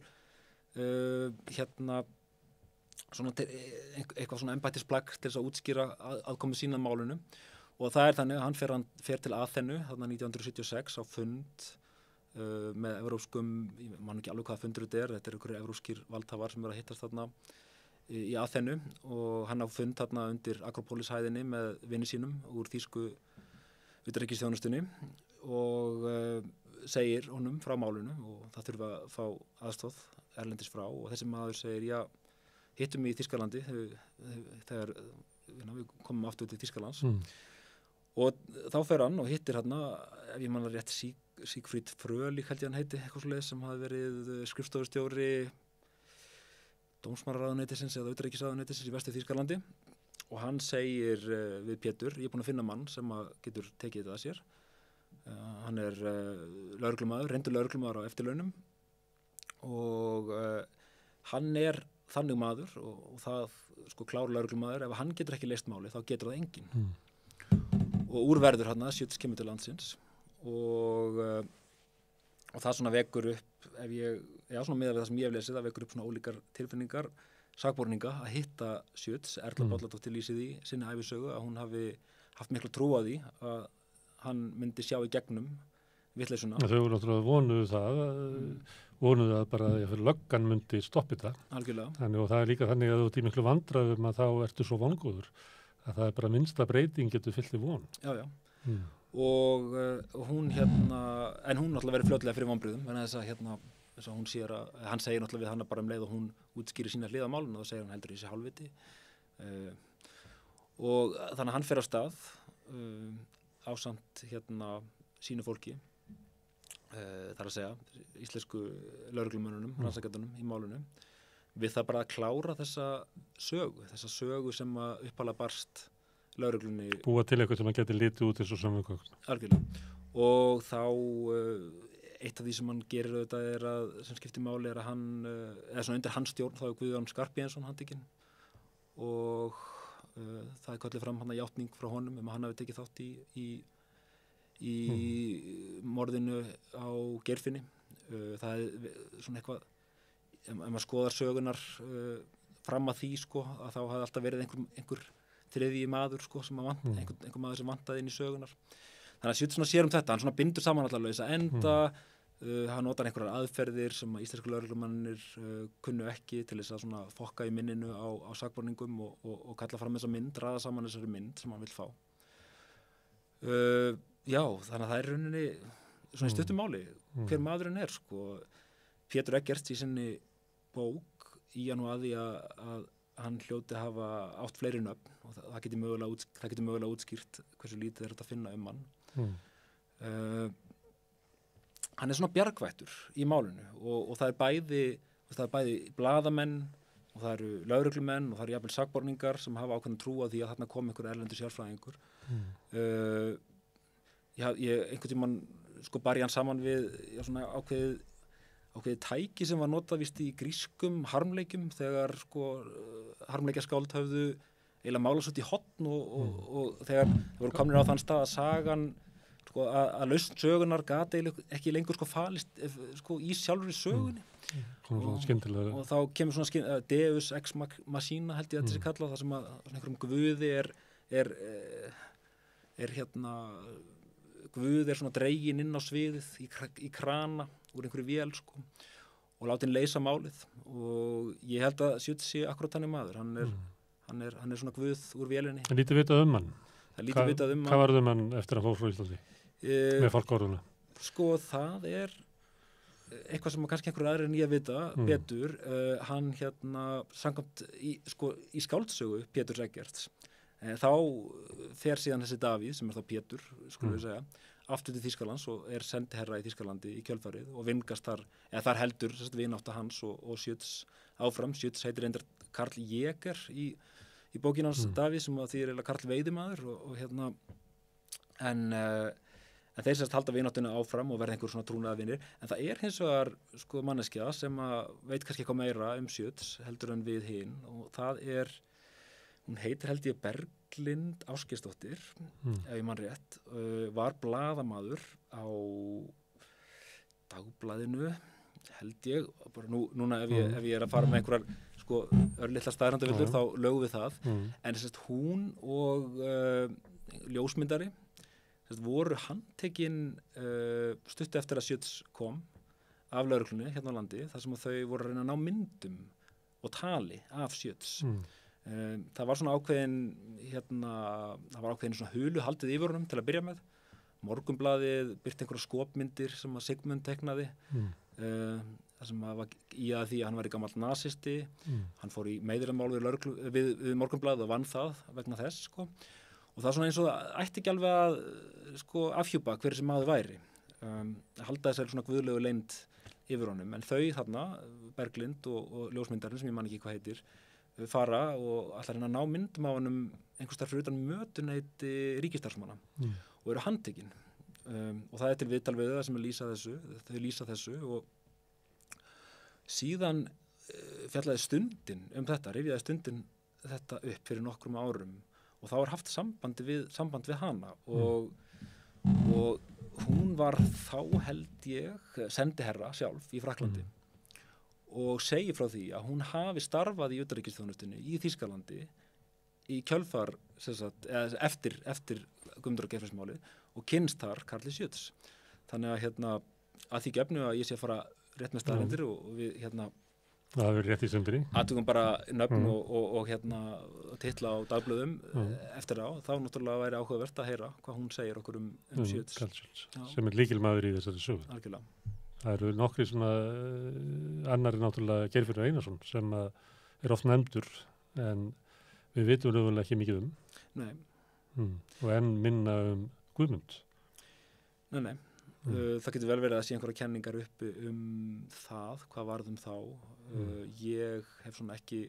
Sofía leggur svolítið mikið upp úr því að finna út hvað varðum þessa menn. Algjörlega og það er auðvitað mjög mikilvægt sko og ég skil hennar sjónarmið mjög vel. Hún, náttúrulega, eitt af því sem hún hefur bent á er hvernig bara nöfn þessara manna og minning þeirra er dregin þarna inn í mál sem hefur augljóslega ekkert með þá að gera og það er auðvitað sko eitthvað sem að Íslenska ríkið ber ábyrgð á þarna að hafa dregið þá inn í mál sem að lifir eins og mara á þjóðinni eða á samfélaginu þessa áratugi, mál sem tengist þeim ekki neitt, mál sem snýrist aldrei þá en heitir samt Geirfinns og Guðmundur samt eftir þeim sko þannig að en ég held einmitt vegna þess að sko þeir hafa ekkert með þetta mál að gera vegna þess að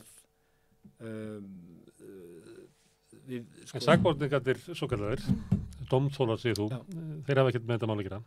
Fjármenningarnir hafa ekkert með þetta mál að gera. Ekki heldur. Þannig það er eiginlega rannsakadunir og þýska rannsóknarlögreglan sem eiga þetta mál. Já, algjörlega.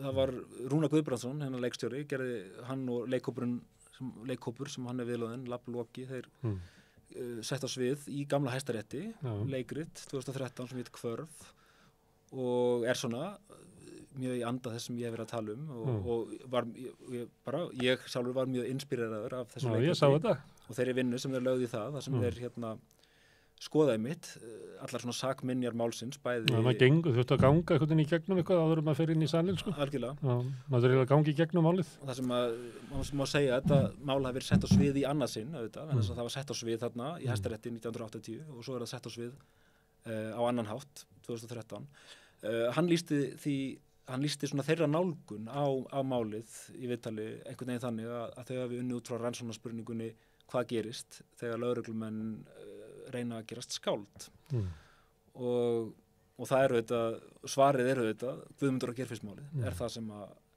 gerist þegar lögreglumenn reyna að gerast skáld það er ekki nokkur maður sem hefur verið tengdur við þetta mál hefur nokkuð með þetta mál að gera þá það er ekkert sem að tengir sakborningana dómþólana við hvarf Guðmundur og Geirfinns og það er ekkert sem tengir fjórmenningana heldur við hvarf Guðmundur og Geirfinns nema einhverja kjaftasögur Þannig að svona listræn nálgun eins og þú hefur notað og Rúnar og Viðar og fleiri er kannski gálegri verkfæri að nota heldur en að reyna að finna svona sense out of nonsense eins og sagt er. Já, það er spurning. Ég myndi ekki vilja sko gera upp á milli. Ég held að við má nota bæði. Ég er ekki fær að gera þá rannsókn sem að aðstandendur og dómþólar í málinu hafa kallað eftir. Ég er ekki fær að vera í þessari rannsóknarnefnd sem þyrfti að rannsaka það, en ég held að við sem að höfum enga síður áhuga á málinu og höfum svona byggt okkar rannsóna málinu út frá þessari sannfæringu sem kemur strax í upphafi að þarna sé dómsmorð að ræða. Ég held að við ættum að halda áfram hvort sem það eru nákvæmlega við sem höfum verið að þessu eða aðrir einstaklingar, og ég held að það sé mjög mikilvægt að þetta mál lifi með kynslóðunum. Þetta má ekki verða mál sem deyr með sko þeim sem að tilheyra sömu kynslóð. Það mun ekki gera það sko, þetta er það stórt mál. Mér er dott í hug hvort að ætti að pröfa að hafa svona þátt gerfismálið, þar sem að vera kannski 3 af þessu sérfræðingum, að vera upp á sviði og svo getur verið gestir í sal. Af því að ég held þetta sé, ég bara teki eftir í viðbröðunum og svona við þessu að hvað þetta er lifandi og stórt mál og hvað er margir áhuga á þessu, margir áhuga á því að kynnast þessu betur og eitthvað. Og vegna þess að þetta er svo mikið svona okkar mál eða svona samviskumál þjóðarinnar að það væri kannski mér langar til að finna einhverja leið til þess að hafa þannig að fólk gæti, þú veist, ég fylg bara spurt sko, hafnabúðina þarna, hvað var að gerast og líka, það er svo bara gaman að hlusta á fólk sem hefur svona mikla djúpstæða þekkingu. Ég held líka sko að það sé svona ákveðin klísja eða hvað við kalla það mýta sem svolítið svona fylgir þessu máli sem eiginlega það að þetta sé svo óbærslega flókið mál. Og þetta eru auðvitað vissanátt óbærslega flókið, þetta eru 1000 blaðsíðna af gögnum og þetta eru endalausar sögur sem verið að breyta, lögreglan að reyna að tróða þessu fólki inn í eitthvað skapalón sem að hún er með þarna til staðar og ef það eitthvað passar ekki, einhver bíltegund passar ekki inn í söguna þá henni bara skipt út og ef það vantar eitthvað vitni þá hann bara sóttur til Spánar og einhver maður sóttur til Spánar og honum kennt einhver rulla klukkunni bara breytt og svo framvegis klukkunni breytt og hlutir átt að gerast á 3 kortur sem að tekur sko 3 tíma að gera. Algjörlega, þannig að þetta er auðvitað opaslega sko ef maður horfir þannig á málið þá er þetta opaslega flókið mál en svo er þetta kjarni málsins sem varðar bara sko það ofbeldi sem að Íslenska ríki beitti þarna nokkra einstaklinga hann er ekkert flókin og ég held að það sé svolítið mikilvægt að halda því til haga og sko að því ég kom nú með nokkra pappíra með mér þá langaði mig kannski að fá að lesa sko eitt viðbót stutt sem að mér finnst lýsa kannski svolítið kjarna málsins að það er þannig að Sævar Ciesielski er þarna í Síðumúlafangilsi eins og allir aðrir sakborningar í málinu og þetta er sumarið 1976 aftur, það er nýbúið að sleppa fjórmenningunum og Schütz er á leiðinni og þá gerist það að það er annar fangi sem kemur út úr Síðumúlafangilsinu og hann hefur samband við fjölmiðla og segist vera með bréf frá Sævari og þetta er staðfest í fanga Við höfum talað þennan mann við Rauðaborðið en af öðru tilefni við vorum að hann var að segja okkur frá lífi útigangsmanna í Reykjavík, kallaður Össi gamli. Þetta er hann.